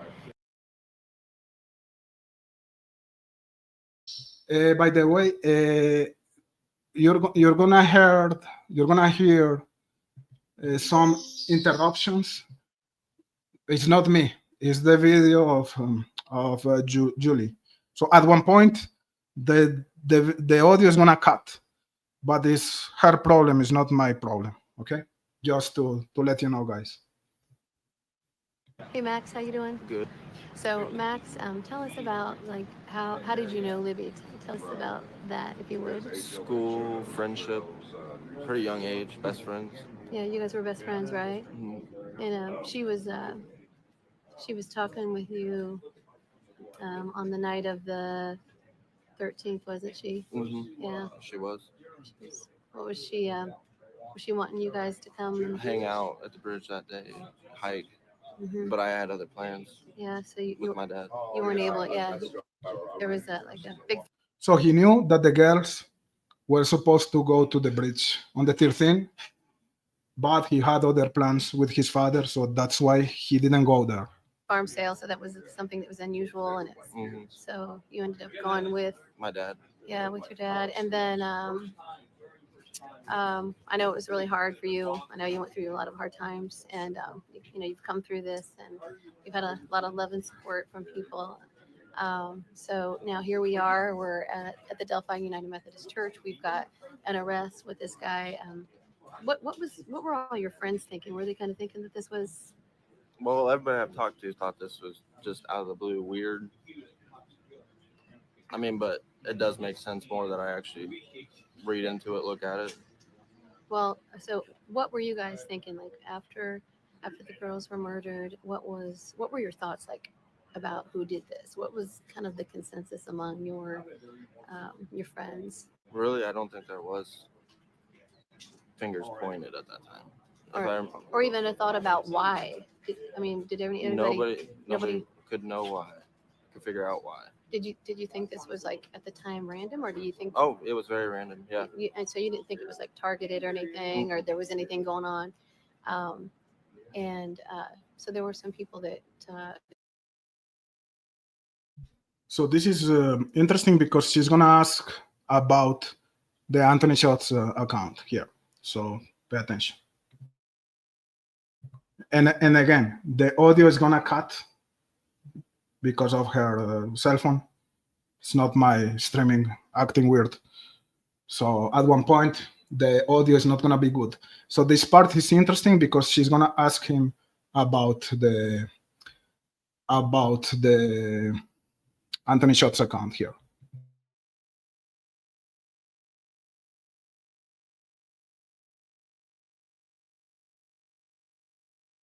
Sorry, I moved my mouse, so I'm gonna try to come to the same part I was. And she was talking with you on the night of the 13th, wasn't she? Yeah. She was. What was she? Was she wanting you guys to come? Hang out at the bridge that day, hike, but I had other plans. Yeah, so with my dad. You weren't able. Yeah, there was a big farm sale, so that was something that was unusual, and so you ended up going with my dad.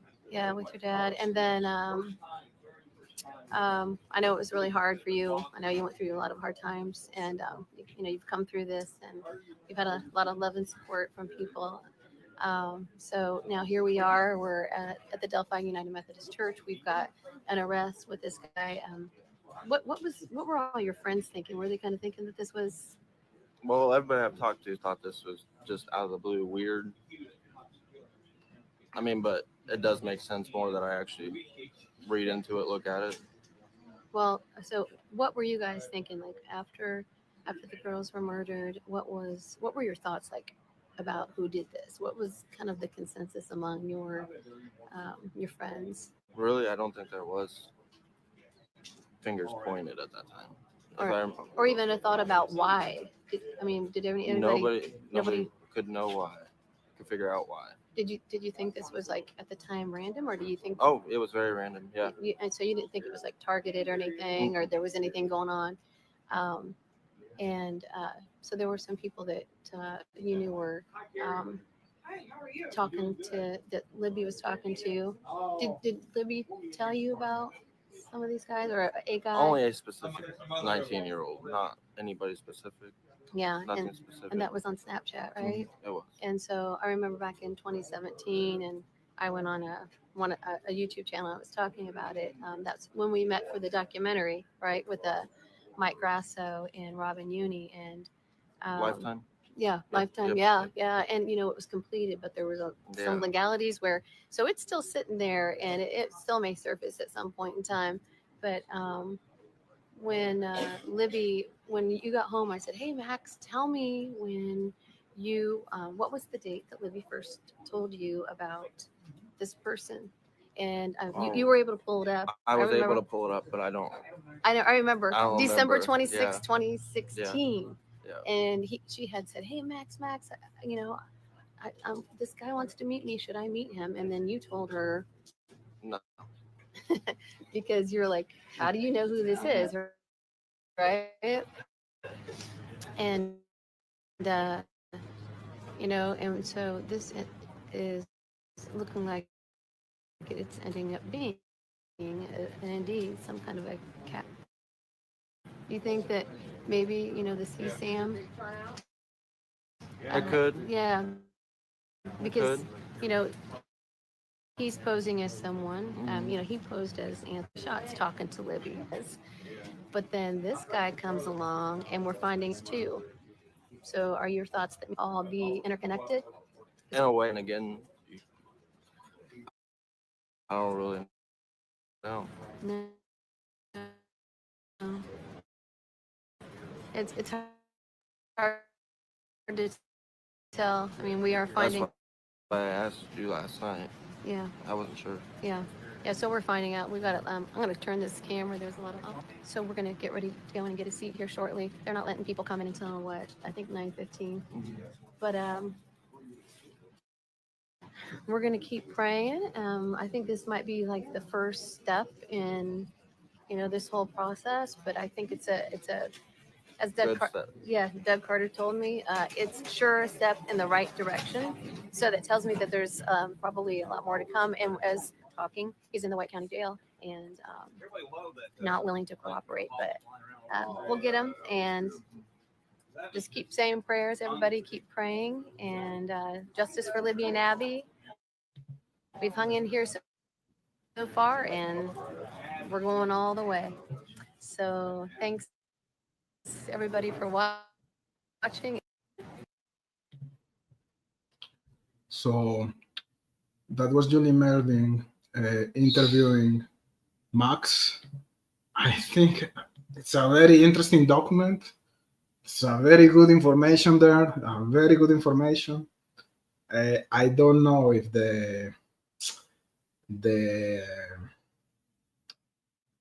at one point she was trying to extract the words from his mouth. He wanted him to say what he said.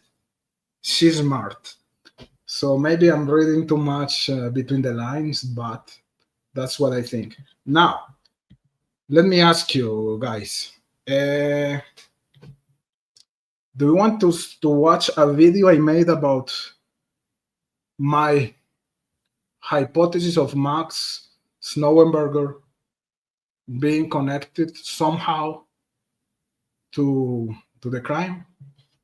Let me know. If not, I'm gonna maybe stop here.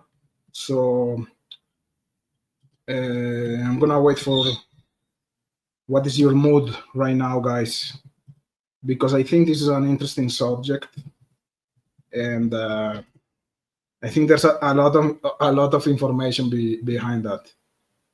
I think it's the lost link. The lost link, I think, was my video. Yeah, the missing link. Before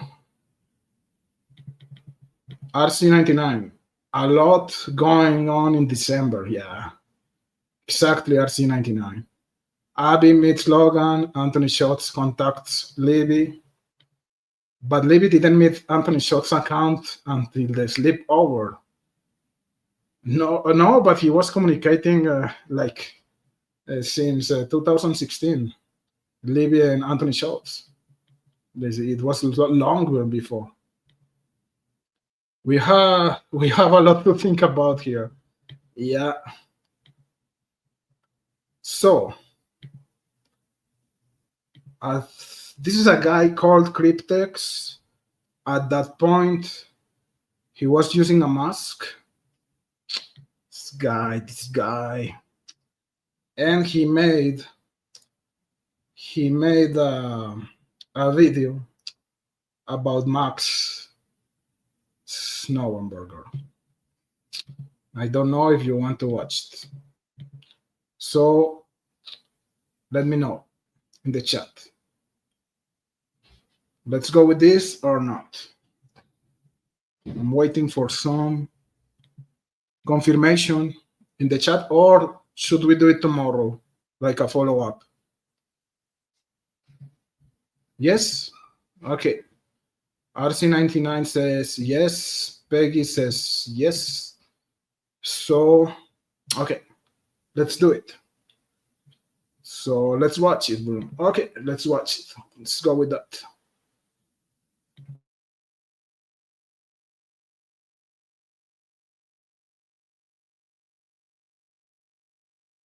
So, sorry, I had a mask at the time.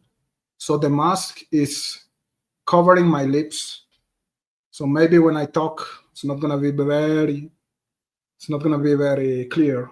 So I hope it's gonna be okay, guys. Let's do it.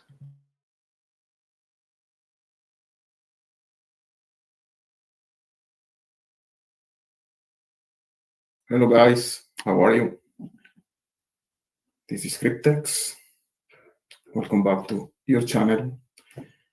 I hope my sound is good. If someone is there, please let me know.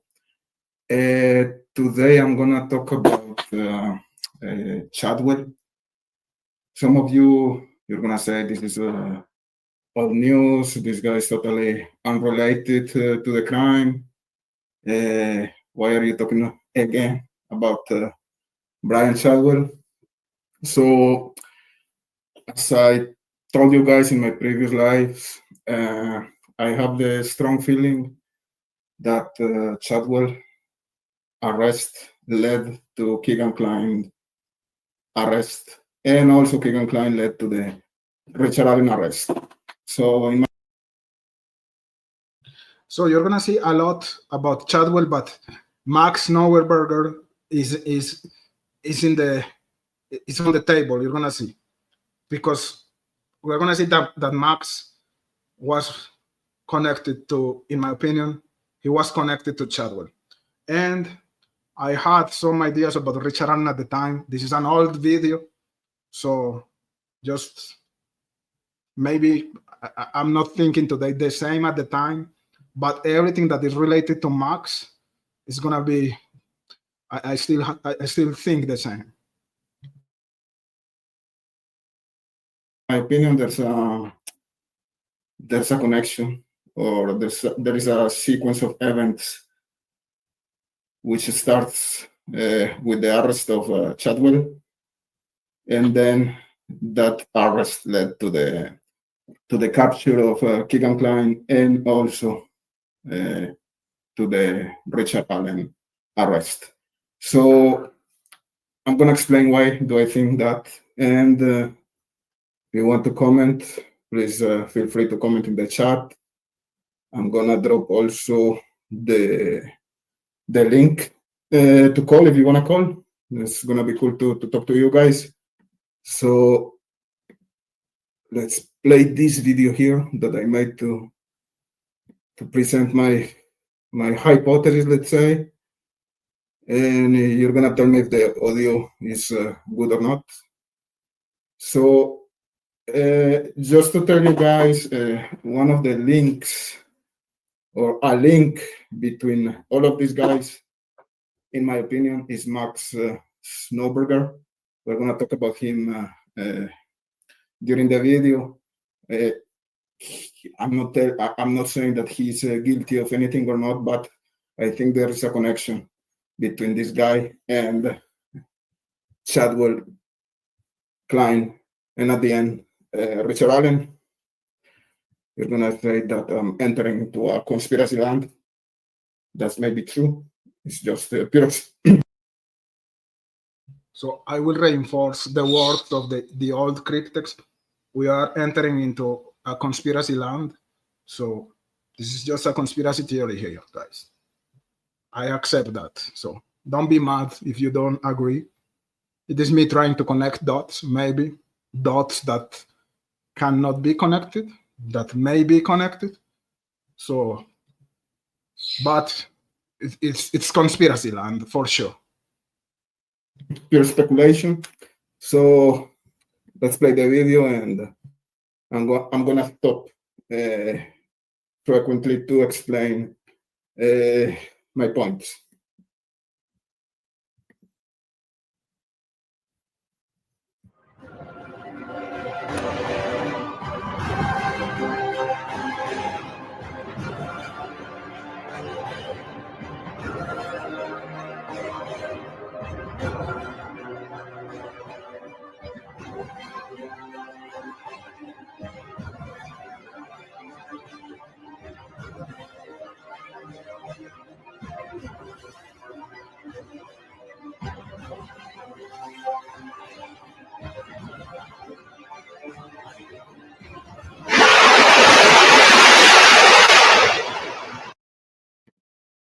So here we can see that in the first 5 years of the investigation, nothing happened.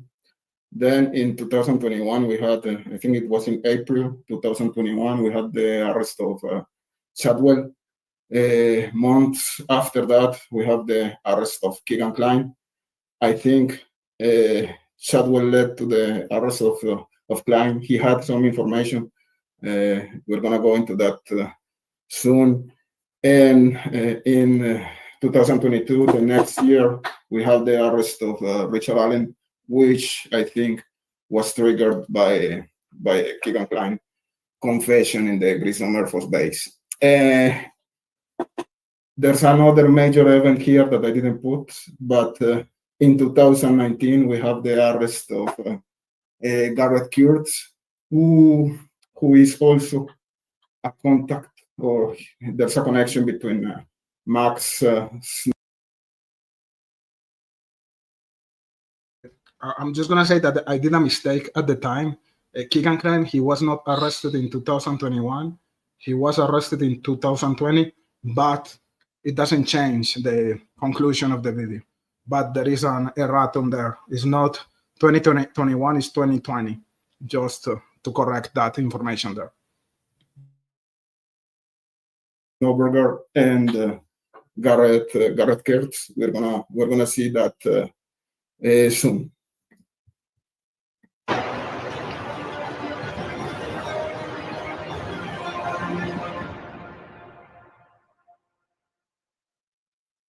We are learning disturbing new details tonight after a missing girl was found hurt in her neighbor's home. Court documents accuse that neighbor of forcing the little girl into his basement and then assaulting her.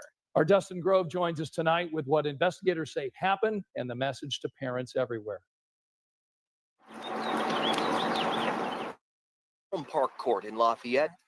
It's quiet. It's quiet. Our kids run around here and play. The yellow tape is still up around this home. Police parked to secure the scene and neighbors on edge after the discovery inside. And we're just sitting here going, oh my God, when we found out that there was a little girl, inside. We were totally shocked. We're like, oh my God. That 9-year-old girl's mother reported her missing Monday night when she didn't come home. Officers arrived, began looking through the neighborhood, and eventually they ended up here at this house, not far away. Police say they talked to the man who lives here, then went in and found the missing girl with visible signs of injury, including bruising on her body and an injury on her lower leg consistent with a dog bite. The girl went to the hospital, and 42-year-old James Chadwell II went to jail, arrested for criminal confinement. We do believe that she was being held against her will. According to court documents, Chadwell is accused of forcing the girl into the basement where he assaulted her and threatened to kill her if she screamed or told anyone. There are people out there that will victimize children. And this is a perfect example of this happening. So take the time to talk to your children, educate them. Back on Park Court. That's heartbreaking. Neighbors hurting for that little girl and her family and for their neighborhood too. But I tell my kids, don't go outside unless it's an adult out here with you. I don't trust too many people, and this is the exact reason why. Family members are telling us that 9-year-old girl is still in the hospital tonight, and at last check, the suspect was still in jail. Police also arrested him on 2 outstanding warrants. We'll take a turn now to that child porn arrest that may be connected to the murders of 2 young girls in Delphi. State police have now addressed one major question that keeps getting asked since Wish TV first broke that story last week. Why did it take more than 3 years? So that was the arrest of Chadwell on April 2021.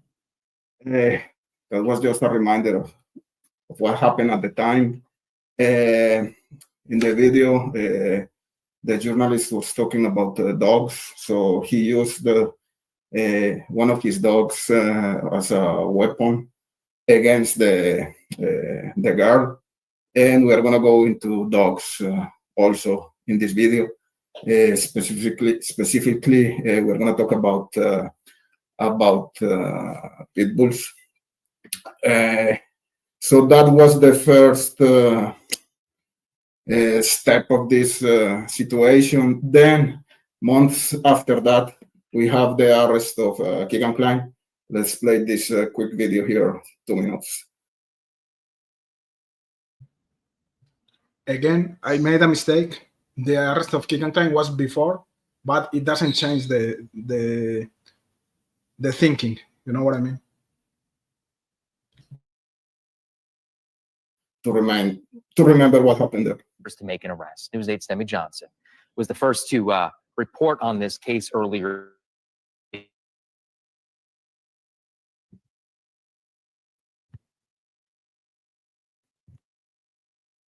A criminal case. It shows state police are asking the same question that so many people want answered since our first report. Why was a man who admitted using the profile to get sexual pictures and videos of underage girls allowed to walk free for 3 years? Detectives with the Carroll County Sheriff's Office and the Indiana State Police have uncovered an online profile named Anthony Schatz. It was 1 week ago. State police urged anyone who had contact with the social media profile Anthony Schatz to come forward to talk to them. But they had known about the account for more than 3 years. I uncovered court documents last week that showed Kegan Kline admitted in February 2017 that he started the fake profile and that he used it to get more than 100 sexual pictures and videos of young girls. That interview happened February 25th, 2017, just 12 days after the murders of Abby Williams and Libby German. But I also discovered it would take until August 2020 for Kline to be arrested. Well, of course, I question why, but I also don't have all the information in front of me and the stuff that they were poised, or positioned up against. So I won't question that, at least at this point in time. Now, if I find out something different, I have no problem calling them out. And all those investigators know that, from Doug Carter on down. He knows me, and I have no problem calling them out. After our reporting, state police issued a statement Monday acknowledging the delay. They say they've conducted dozens of secondary investigations based on information. You know that I think that Kegan Kline, he was not arrested because, in my opinion, he was an informer. He was an informant for law enforcement.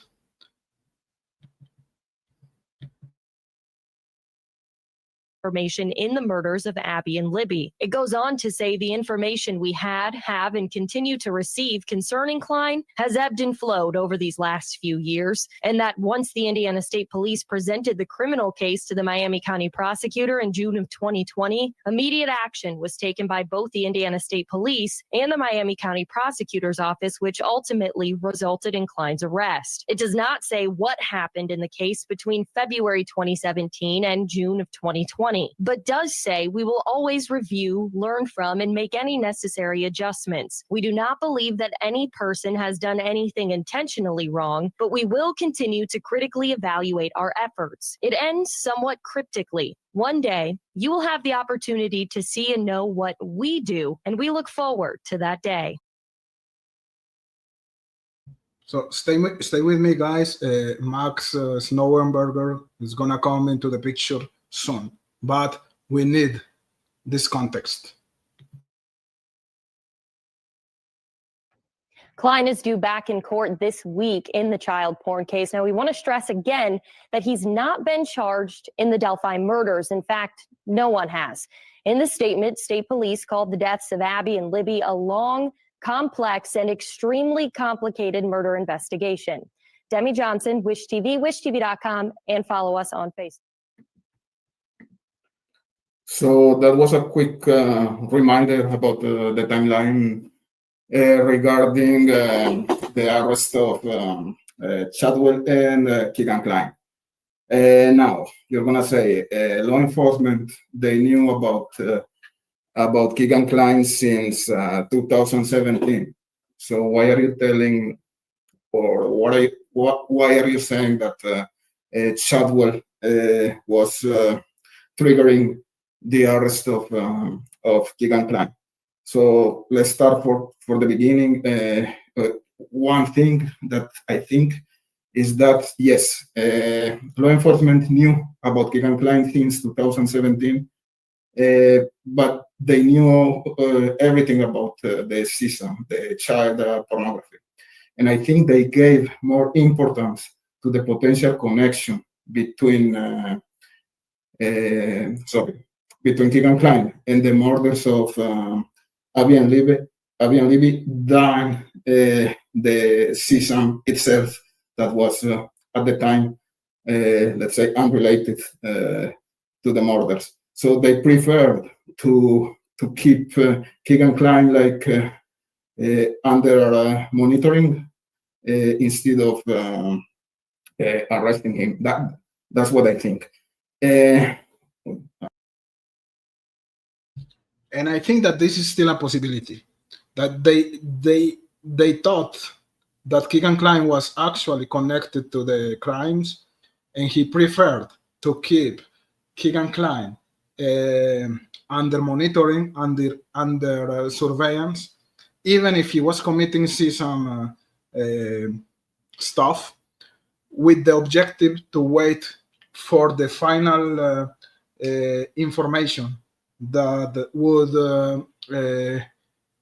finally confirm the involvement of Kegan Kline through the crimes. So they were monitoring the activity of Kegan Kline online, waiting for the confirmation, but that didn't happen, let's say. That's one of the hypotheses. So they were acting Machiavellic, in a Machiavellic way.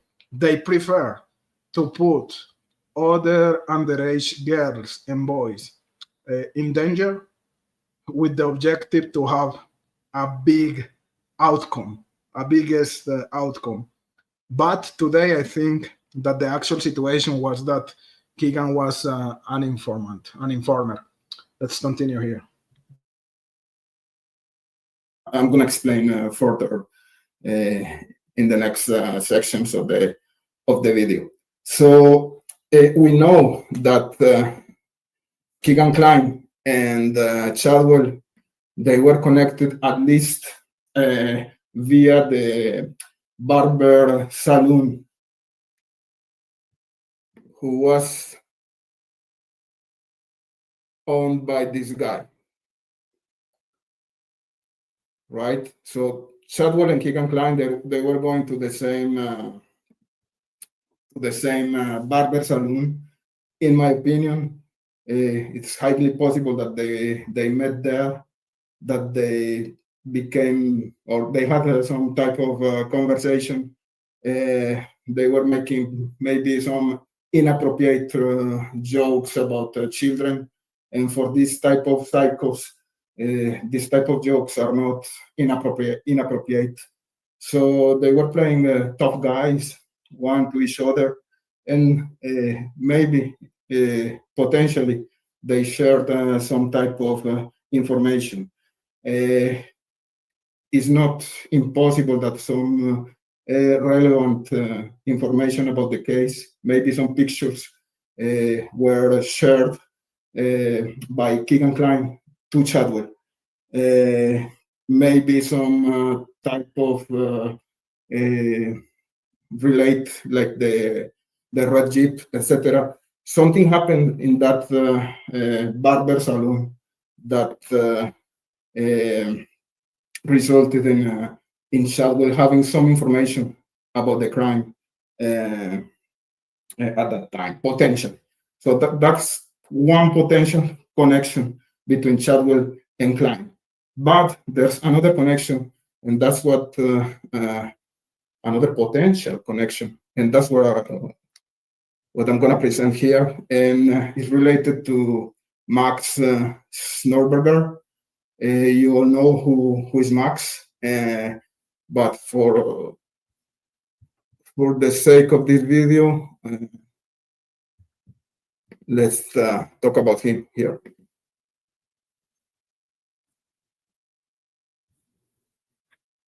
They were going to go to the bridge and when they were going to be there, but how? Social media. So remember, this is the Lost documentary that was made by Hannah Shakespeare, and Max was interviewed in this documentary. In this documentary, let's remember what was he telling us about the case. As a possibility. I want to talk to somebody who may know more about who Libby was engaging with online. When was the last time you communicated with Libby? February 13th, 2017. The day before she died. Yes. Me and Libby were so fucking close. But yeah. So here he's saying that he was really close to Libby, and I have the sensation that he had some kind of regret. I'm gonna just play this part of the video. And Abby, I shared practically 2 lockers down. She was in my locker. Yeah, but that's gonna be my Woman Crush Wednesdays. I just thought I ought to come on here and do it because that's the best. That way it gets around, and yeah, that's my Woman Crush Wednesdays. You never thought we would shift gears to a different investigative strategy. You never thought we would shift gears to a different investigative. This is just like, maybe it's just a coincidence, but one of the pictures on Instagram that was posted by Max, he put this, but I gotta change gears, which is like special. If we remember what Doug Carter said about changing gears during the press conference. So I don't know if... What are the odds? Huh? I'm being crazy here or what? What are the odds? So we know that Max, he was supposed to meet the girls on the 13th at the bridge. And now this is a message to the killer who may be in this room. We're gonna change gears. and Max is posting, I gotta change gears. This is very coincidental. I know that coincidences are everywhere here in this case, but it sounds to me like a direct message to Max. Not saying that he was the killer, but maybe he had some information. He was supposed to meet the girls on the 13th. He was not there, but he had information about that meeting. Who was supposed to be there with Max, with Libby, with Abby?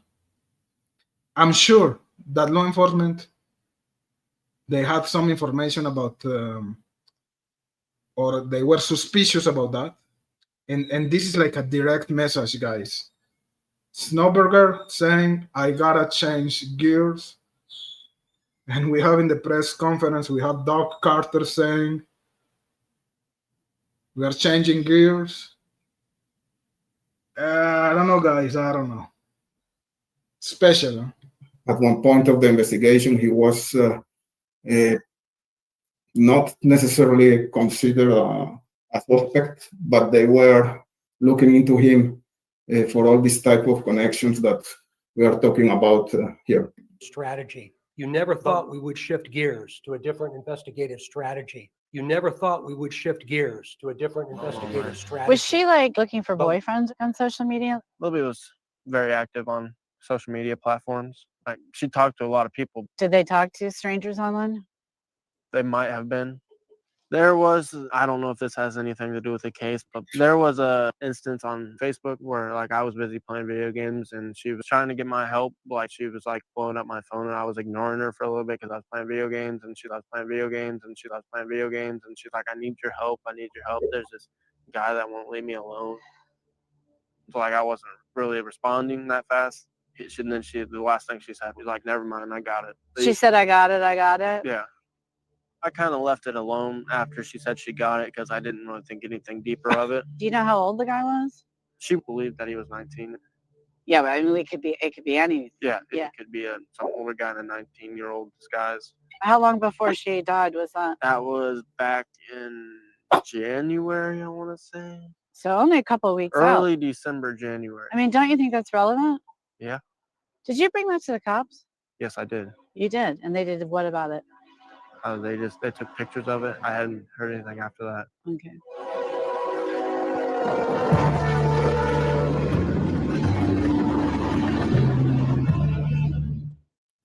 I'm almost there. Yeah, Derby.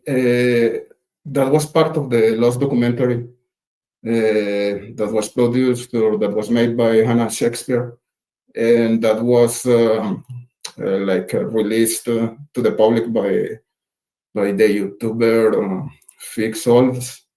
So I think that this the documentary was still in his channel. I don't know.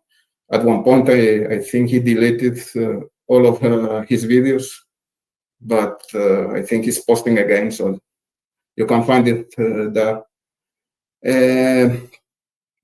Also, the other videos are videos made by himself, by Max, in his YouTube channel. I'm regretting this already. Hey, look, there's our egg sign, but I'm regretting this already. But I said I'll do it, and I'm going to do it. Holy shit, you bug.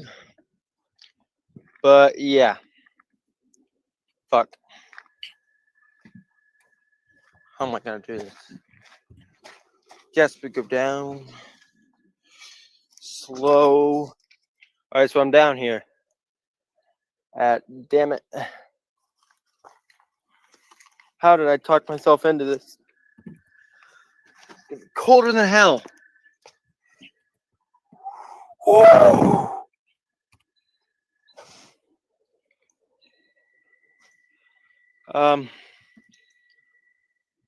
So in this video, he's gonna jump into a creek, and that was in April. And just to have to do a comparison between the temperature of the water in April which is warmer than the temperature of the water in February. So we thought that the girls were allegedly crossing the creek, which I doubt. And you're gonna see the reaction of Max when he jumped into. At the time, I doubt it. Today, I'm 50-50. I'm sure that Libby, she crossed the creek, but I'm not sure about Abby. So that's another subject, but just to say.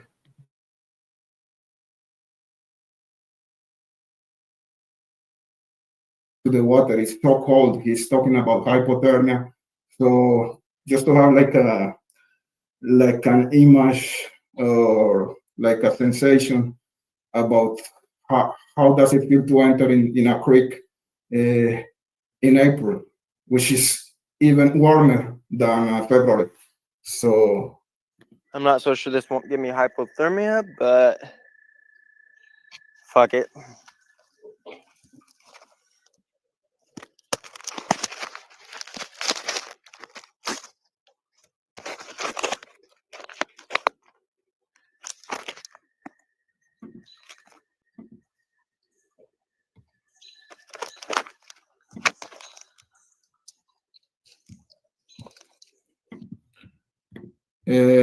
Mary Margaret, wonder if he has an alibi. Yes, he has. Actually, he was with his father the day of the murders, and according to my sources or my research, let's say, he was supposed to go to the bridge on the 13th with the girls, but he couldn't go because he was with his father. That's what we just saw with Julie Melvin. So I was not wrong at the time. That's good. So he had an alibi. He was not at the bridge that day, at least at the time of the murders, because he was with his father. I don't know if he was before the morning, because I think his face looks really similar to the Teresa Liebert's sketch. So I don't know. And anyways, if he was supposed to meet the girls on the 13th, I'm sure he had some information about the people who were supposed to be there that day. You know what I mean? Let's continue here. He went to a big auction, and he advised the girls to not to go. That's the information I have. Again, take it with a grain of salt, but that's my understanding. And so yes, he had an alibi, and allegedly he advised the girls to not to go to the bridge on the 13th. Let's continue the video. That information I had at the time is consistent with the clip we watched with Julie Melvin. So I'm glad I was not giving or providing false information years ago in that streaming. I'm not bragging about it. I just feel good because it would be crap if the information was not good. So the information was good.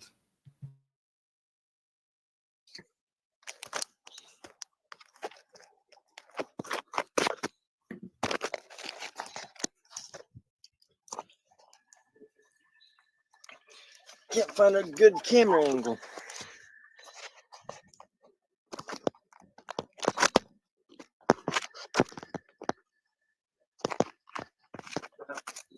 Even if I wimp out, I'm still gonna record this video. Just so you all know I'm a wimp.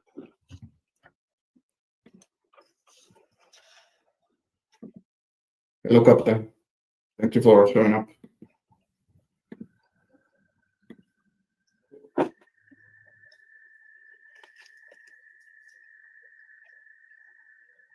Got it.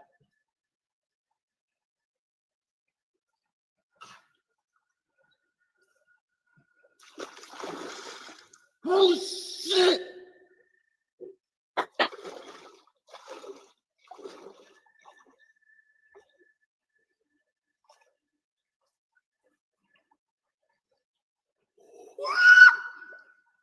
Cold. Fuck.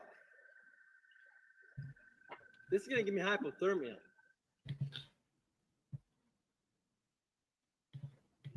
That's gonna give me hypothermia. That was in April, not in February. So imagine the girls crossing the creek in February. How cold was the water at that time? Look, this guy was screaming like a girl. Ah, so cold. Imagine a girl crossing the creek. They're gonna scream so hard. And we know that there were people at the time of the murders there. So no one heard anything about that. This is interesting to give some type of perspective, because sometimes we don't have perspective. Sometimes the girls are crossing the creek. What does it mean crossing the creek? Do they have the clothes? Were they naked? Regardless, it was so cold. So we see this guy, Max Snowberger, in April, a season that is warmer than February, screaming like a girl because the water was so cold. And he's saying, I'm going to have a hypothermia here. So I think it's important to have that type of perspective. How are you, Sluty Gusi? Happy to have you here.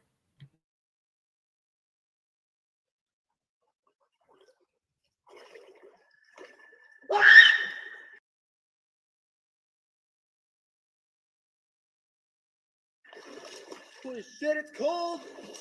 Ooh, can't do it. I can't do it.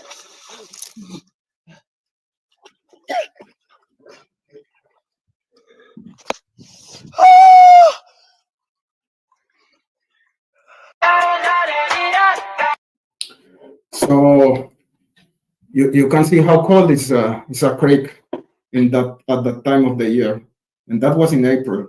He was screaming because the temperature was so low. It was so cold. Venga, mira la cámara, mira la cámara, venga para acá. Hey guys, I'm gonna introduce you to my father. Mira la cámara que te da la cabeza. Baje la cabeza. So this is the boss, my father. Say hello to the guys. Hi guys. Hi guys. Hi guys. Hi guys. This is the real Cryptex guy. So I just wanted to introduce you to my father. So it's cool to be here in Colombia. You can say anything you want to say. Yeah. They're saying hi, Papa. Hola, Pa. Diga cualquier cosa, aunque sea en español. Hola. Hola, ¿cómo estás? Excelente. So this is my father. So he's the boss, Excelente. Solamente te quería presentar ahí a los muchachos. Thank you. So, es que me van a recoger. Hágale, listo, todo bien. Ya apuntar. No. Okay, guys, that was my father. So I'm so happy to be here in Colombia, guys. And he prepared to me a coffee in the morning that is the perfect coffee ever. So let's continue with Max. Sorry to cut the flow here, guys. And imagine in February, it's going to be even colder. So I doubt that the perpetrator and the girls crossed the creek as the normal or the usual or the popular narrative tell us. You put 1 feet on that creek and you're already frozen. So that was just to explain a little bit how is the sensation or the temperature sensation at that time of the year. Also, as part of the information, he worked for the Indiana Packers. Max. That was taken from the YouTube, from his TikTok channel. The next sections, or part of the next sections I'm gonna play are taken from a YouTuber who is a little bit crazy with his theories. Jack Pierce, or Jack Pearson, I forgot his name. He had some interesting points about the case. He was convinced that Chadwell was a bridge guy, but he was crazy with pareidolia.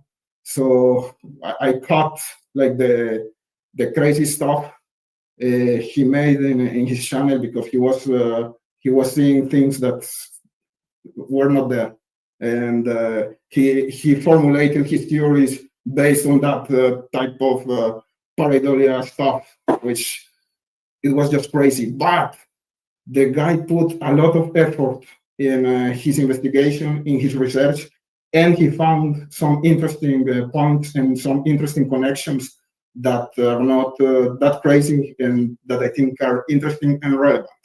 So if this guy was just focused on the facts or on the potential facts, or he could solve this case. He was really smart, but he went into conspiracy land with pareidolia and stuff like that. But I'm gonna put some good things that he pointed out during his research. Snowberger. He was rumored to have been asked by the girls to go with them to the bridge to meet a 19. What's going on with that tattoo? M. Ash. M. Ash is a Monon Heights bridge. When did he make that tattoo? I don't know. It's interesting, guys. Year-old boy that might be 16. I don't know which one it is. They had been talking to online. He declined. He's talking about that even before the Hannah Shakespeare documentary was released. So he didn't know what Max said during the documentary. So he had some good information, and he was talking with the Chadwell family. We're gonna say that. And advised them they shouldn't go. Hang out at the bridge that day, hike, but I had other plans. That was Julie Melvin. I don't know what's the relation between Max and Julie. I don't know. Sorry, guys. I had the same video at the time, so that's why I had the good information. So it's not a coincidence. Their family or they're just friends. But anyway, in this video, there are some extracts of this interview or this quick live she made with Max. Yeah, so you With my dad out at the bridge that day, hike, but I had other plans. Yeah, so you with my dad. Shows you at the bottom that he was he does have some charges as well. However, it doesn't look anything too crazy. Looks like operating a vehicle while intoxicated, endangering a person. Blood alcohol above 0.08 but less than 0.15, and resisting law enforcement. and I'm sitting here with Max Newberger. Hey Max, how you doing? Good. So Max, tell us about like how did you know Libby? Tell us about that, if you would. School, friendship, pretty young age, best friends. Yeah, you guys were best friends, right? And she was talking with you on the night of the 13th, wasn't she? Yeah. She was. What was she? Was she wanting you guys to come Hang out at the bridge that day, hike, but I had other plans. Yeah, so you with my dad. You were a big farm sale, so that was something that was unusual, and so you ended up going with My dad. yeah, with your dad, and then So that answers the question of one of you guys. I don't remember who was asking about the alibi of Max. So yeah, he was with his father on that day. I know it was really hard for you. I know you went through a lot of hard times, and you've come through this, and you've had a lot of love and support from people. So now here we are. We're at the Delphi United Methodist Church. We've got an arrest with this guy. What were all your friends thinking? Were they kind of thinking that this was? Well, everybody I've talked to thought this was just out of the blue, weird. I mean, but it does make sense more that I actually read into it, look at it. Well, so what were you guys thinking, like after the girls were murdered? What were your thoughts like about who did this? What was kind of the consensus among your friends? Really, I don't think there was. Fingers. It's funny. We have Fishy commenting in that video. It's just cool to see that you're still here, guys. Thank you for the support. Pointed at that time. Or even a thought about why. Did anybody? Nobody could know why. Could figure out why. Did you think this was like at the time? It was very random. Yeah. It was very random. Yeah. It was very random. Yeah. Targeted or anything, or there was anything going on, so there were some people that you knew were talking to, that Libby was talking to. Did Libby tell you about some of these guys, or a guy? Only a specific 19-year-old, not anybody specific. Yeah, Nothing specific. and that was on Snapchat, right? It was. And so I remember back in 2017, and I went on a YouTube channel. I was talking about it. That's when we met for the documentary, right, with Mike Grasso and Robin Uni and Lifetime. Yeah, Lifetime. Yep. Yeah, and it was completed, but there was some legalities where, so it's still sitting there, and it still may surface at some point in time. But when Libby, when you got home, I said, "Hey Max, tell me when you what was the date that Libby first told you about this person?" And you were able to pull it up. I was able to pull it up, but I don't. I remember I don't December remember. 26, 2016. Yeah. And she had said, "Hey Max, this guy wants to meet me. Should I meet him?" And then you told her no, because you're like, "How do you know who this is?" Right? And and so this is looking like it's ending up being indeed some kind of a cat. You think that maybe this ESAM? You think that maybe this ESAM? You think that maybe this ESAM? it could. Yeah, because he's posing as someone. He posed as Anthony Shots talking to Libby. But then this guy comes along, and we're finding too. So, are your thoughts that all be interconnected? In a way, and again, I don't really know. No. It's hard. This is not my computer. There's like 20 bad sound, and it's from the original source. So it was the video of Julie Melvin. So be patient to come to the normal situation. Hard to tell. We are finding. That's why I asked you last night. Yeah. I wasn't sure. Yeah. I wasn't sure. Yeah. I wasn't sure. Yeah. So we're finding out. We got it. I'm going to turn this here. He was friends with Austin Chadwell. So you have a question here, Big Fish. I think Max and his brother were adopted, if I remember correctly. And when they got them, they had been very abused. I have to double check that information. Yeah, that's the same information I have. Actually, I remember one picture. I don't know if it was in Instagram or in Facebook that was posted by Max, and he was showing some scars. And yeah, there's a whole story about the situation of these guys when they were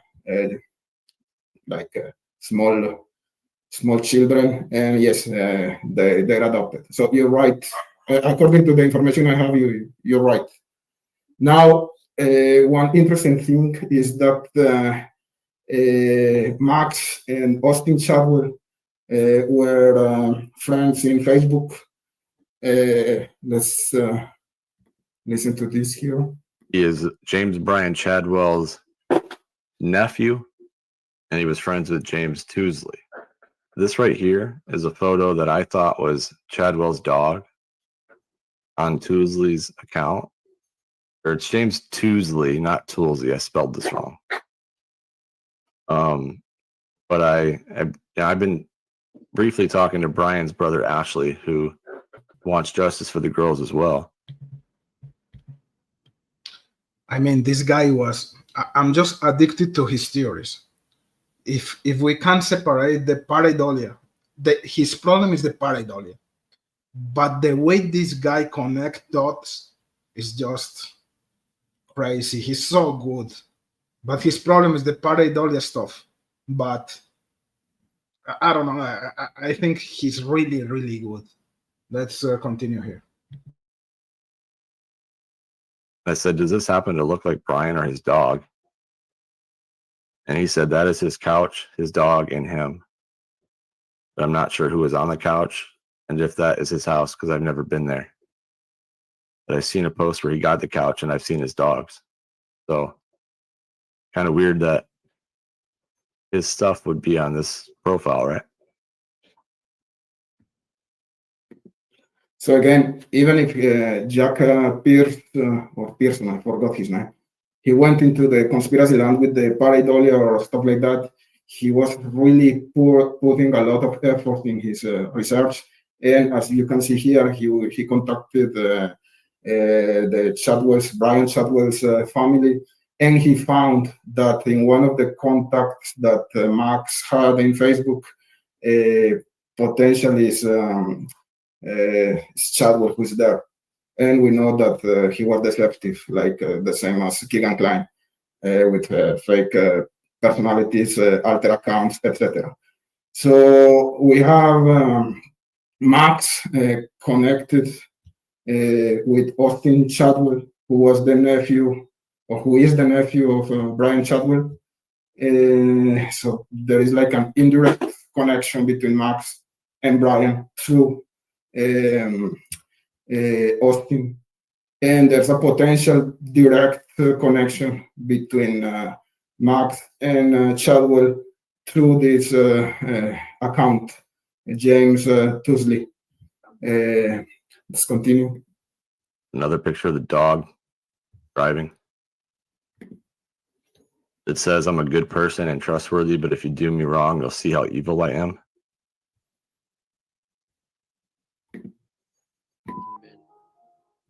My women crush Wednesdays are Abigail and Liberty. Just because me and Liberty were so fucking close.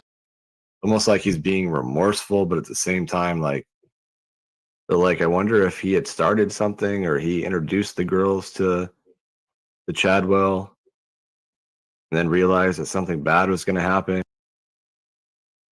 Sorry, I'm gonna come back a little bit. I thought it was just Max Snowerberg talking, but actually it's Jackson talking about that clip. So sorry for that, because we already saw the same clip, so I didn't want to repeat it. But here we have Jackson doing his interpretation about Max words. Sorry for that, guys. Driving. It says, I'm a good person and trustworthy, but if you do me wrong, you'll see how evil I am.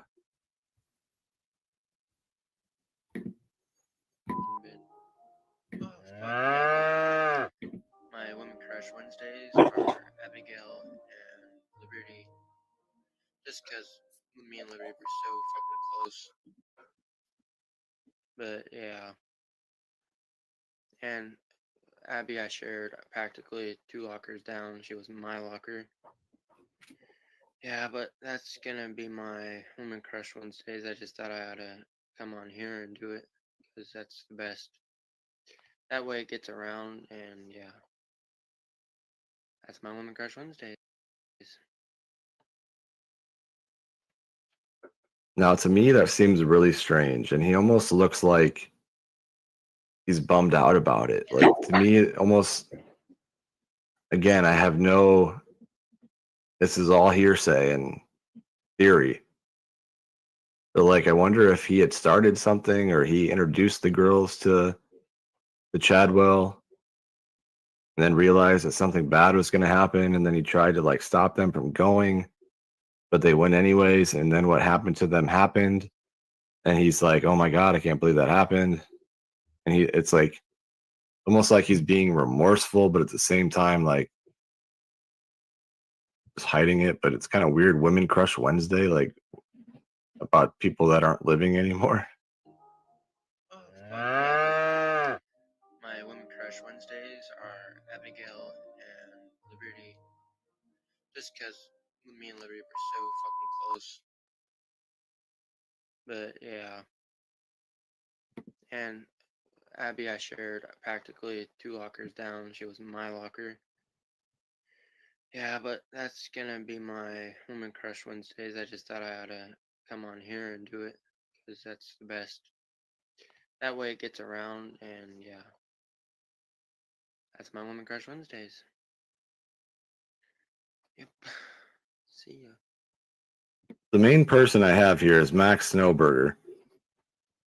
He, on a side note, is friends with Garrett Kurtz, who is in jail for murdering 2 people that he's confessed to. He was friends with Abigail Williams. He was friends with Liberty German. He was friends with Austin Chadwell. And he was friends with James Tousley. James Tousley, what is believed to be Chadwell and his dog and his couch on his Facebook. And so Max is connected to Austin Chadwell, that other profile I told you about, who obviously connects him to Brian Chadwell. So that's the only one he's not directly connected to is Brian Chadwell. Yeah, Nothing specific. and that was on Snapchat, right? It was. And that was on Snapchat, right? It was. And so Hang out at the bridge that day, hike, Mhm. but I had other plans yeah, so you with my dad. Out at the bridge that day, hike, Mhm. but I had other plans yeah, so you with my dad.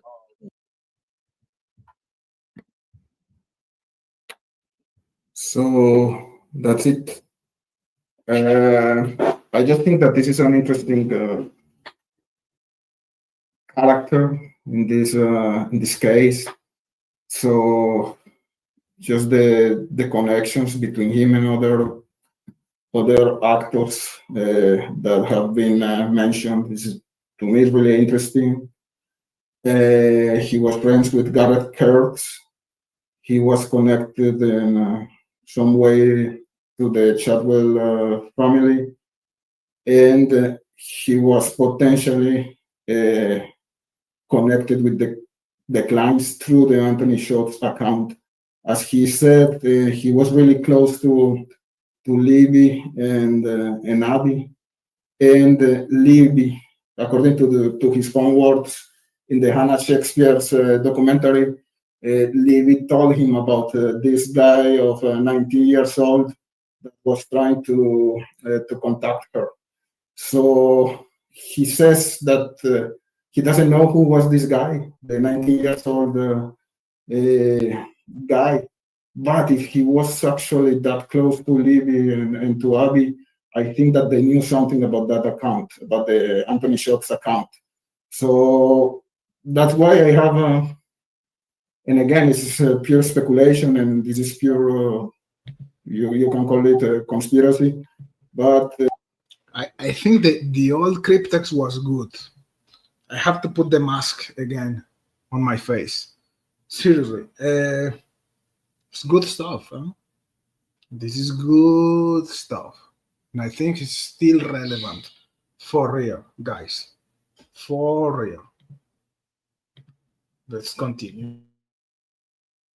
That's why I think that Chadwell is still relevant in this case, and it may be the one who triggered some, in some way, the. And why was Chadwell part of the witness list of the defense in the Delphi's or in the Richard Allen's case? Because something's there. I think Chadwell is relevant. It's still relevant in this case, guys, for real. And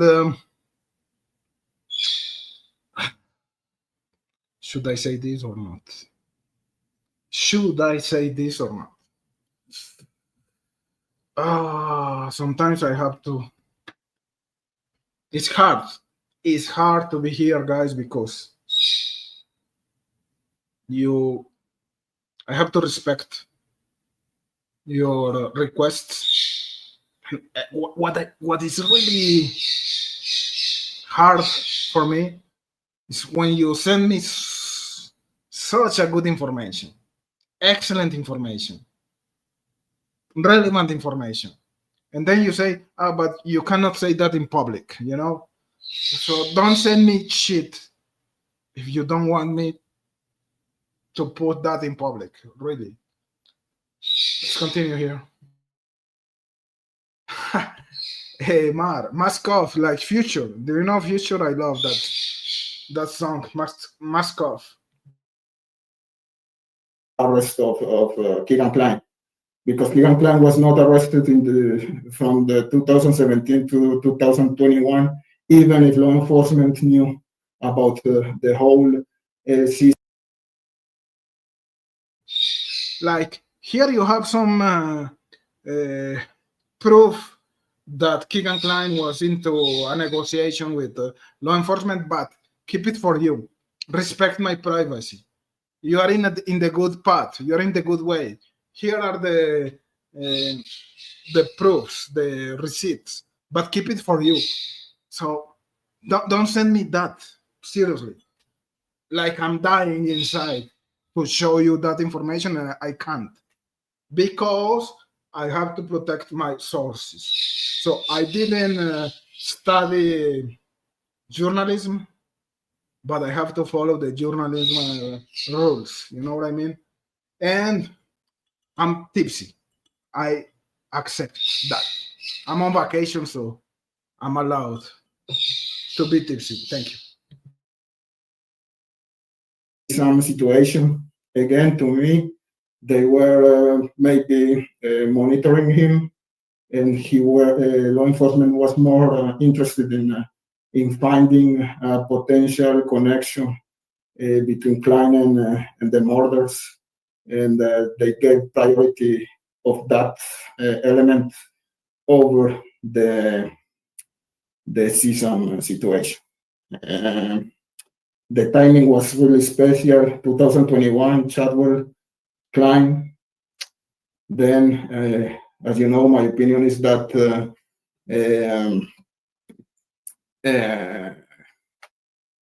that Kegan Kline is part of this. I don't think that the Red Jeep statement is irrelevant or is false or is fake. We all know that he's a liar for sure, but again, this was the first lie he told us against himself. Before, he was lying to get rid of trouble, to have some distance from the. So I think I was talking too much here, so I'm gonna advance the video until the end where Jackson is talking. So we're almost there, guys.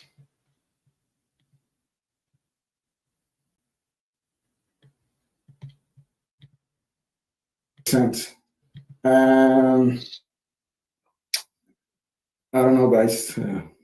I don't see any other comment here. Is anyone up for calling or not really? And just to tell you guys that we have to be very careful here too. And coming back to Jack Pearson, right? Yeah, Jackson Pierce. Sorry, I told him Jack Pearson the whole life. It's Jackson Pierce. So part of his live or his video was about a tweet that Max Snowberger put in his Twitter account. But when I went to that Twitter account, it was I used to say that coincidences don't exist, but they exist. There is another Max Snowberger in Delphi, and he thought that the twin. Can you believe that? There is another Max Snowberger in Delphi. What the fuck is that? Come on. Come on, guys. I can understand if there is a John, what? John, whatever, but Max Snowberger, two people with the same fucking name in Delphi? Come on. This is crazy. Crazy, crazy, crazy. Hey, cheers, guys, from Medellin, Colombia. I love you guys. I'm tipsy, and I love you. You are the best. Hit the like, subscribe, and I'm just happy tonight or this afternoon. It's raining hard, so I cannot go outside. So I'm gonna take advantage of the weather, and I'm gonna take advantage of your presence here because I feel good with you guys. Thank you. It came from this Max, and it's not the case. So that's why I didn't put that in this video, because it was not a fact. So I try to go statement by statement, and I just put in this video the things that I think were plausible, let's say, and not some crazy stuff. So thank you, guys. See you soon. I'm working on a video that I'm gonna try to finish tomorrow. It's called Night Vision. It's a theory that I don't know if you're gonna like or not, but anyway. So that video was a conspiracy land theory, guys. The Night Vision, but it's so good. You have to watch that video, but I think it's enough for today. So I don't know, guys. Thank you, man. Thank you so much. So I hope you enjoyed the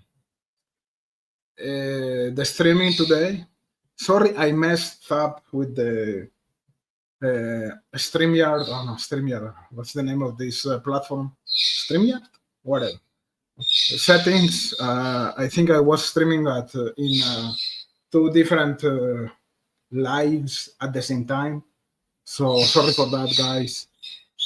And again, please hit the like. Please leave a comment to check the algorithm. It was so cool to be with you today. Almost 3 hours. It was like 10 minutes. Maybe because of my cocktail here. Today, I introduce you guys to my father. He's the boss. He's the real Cryptex.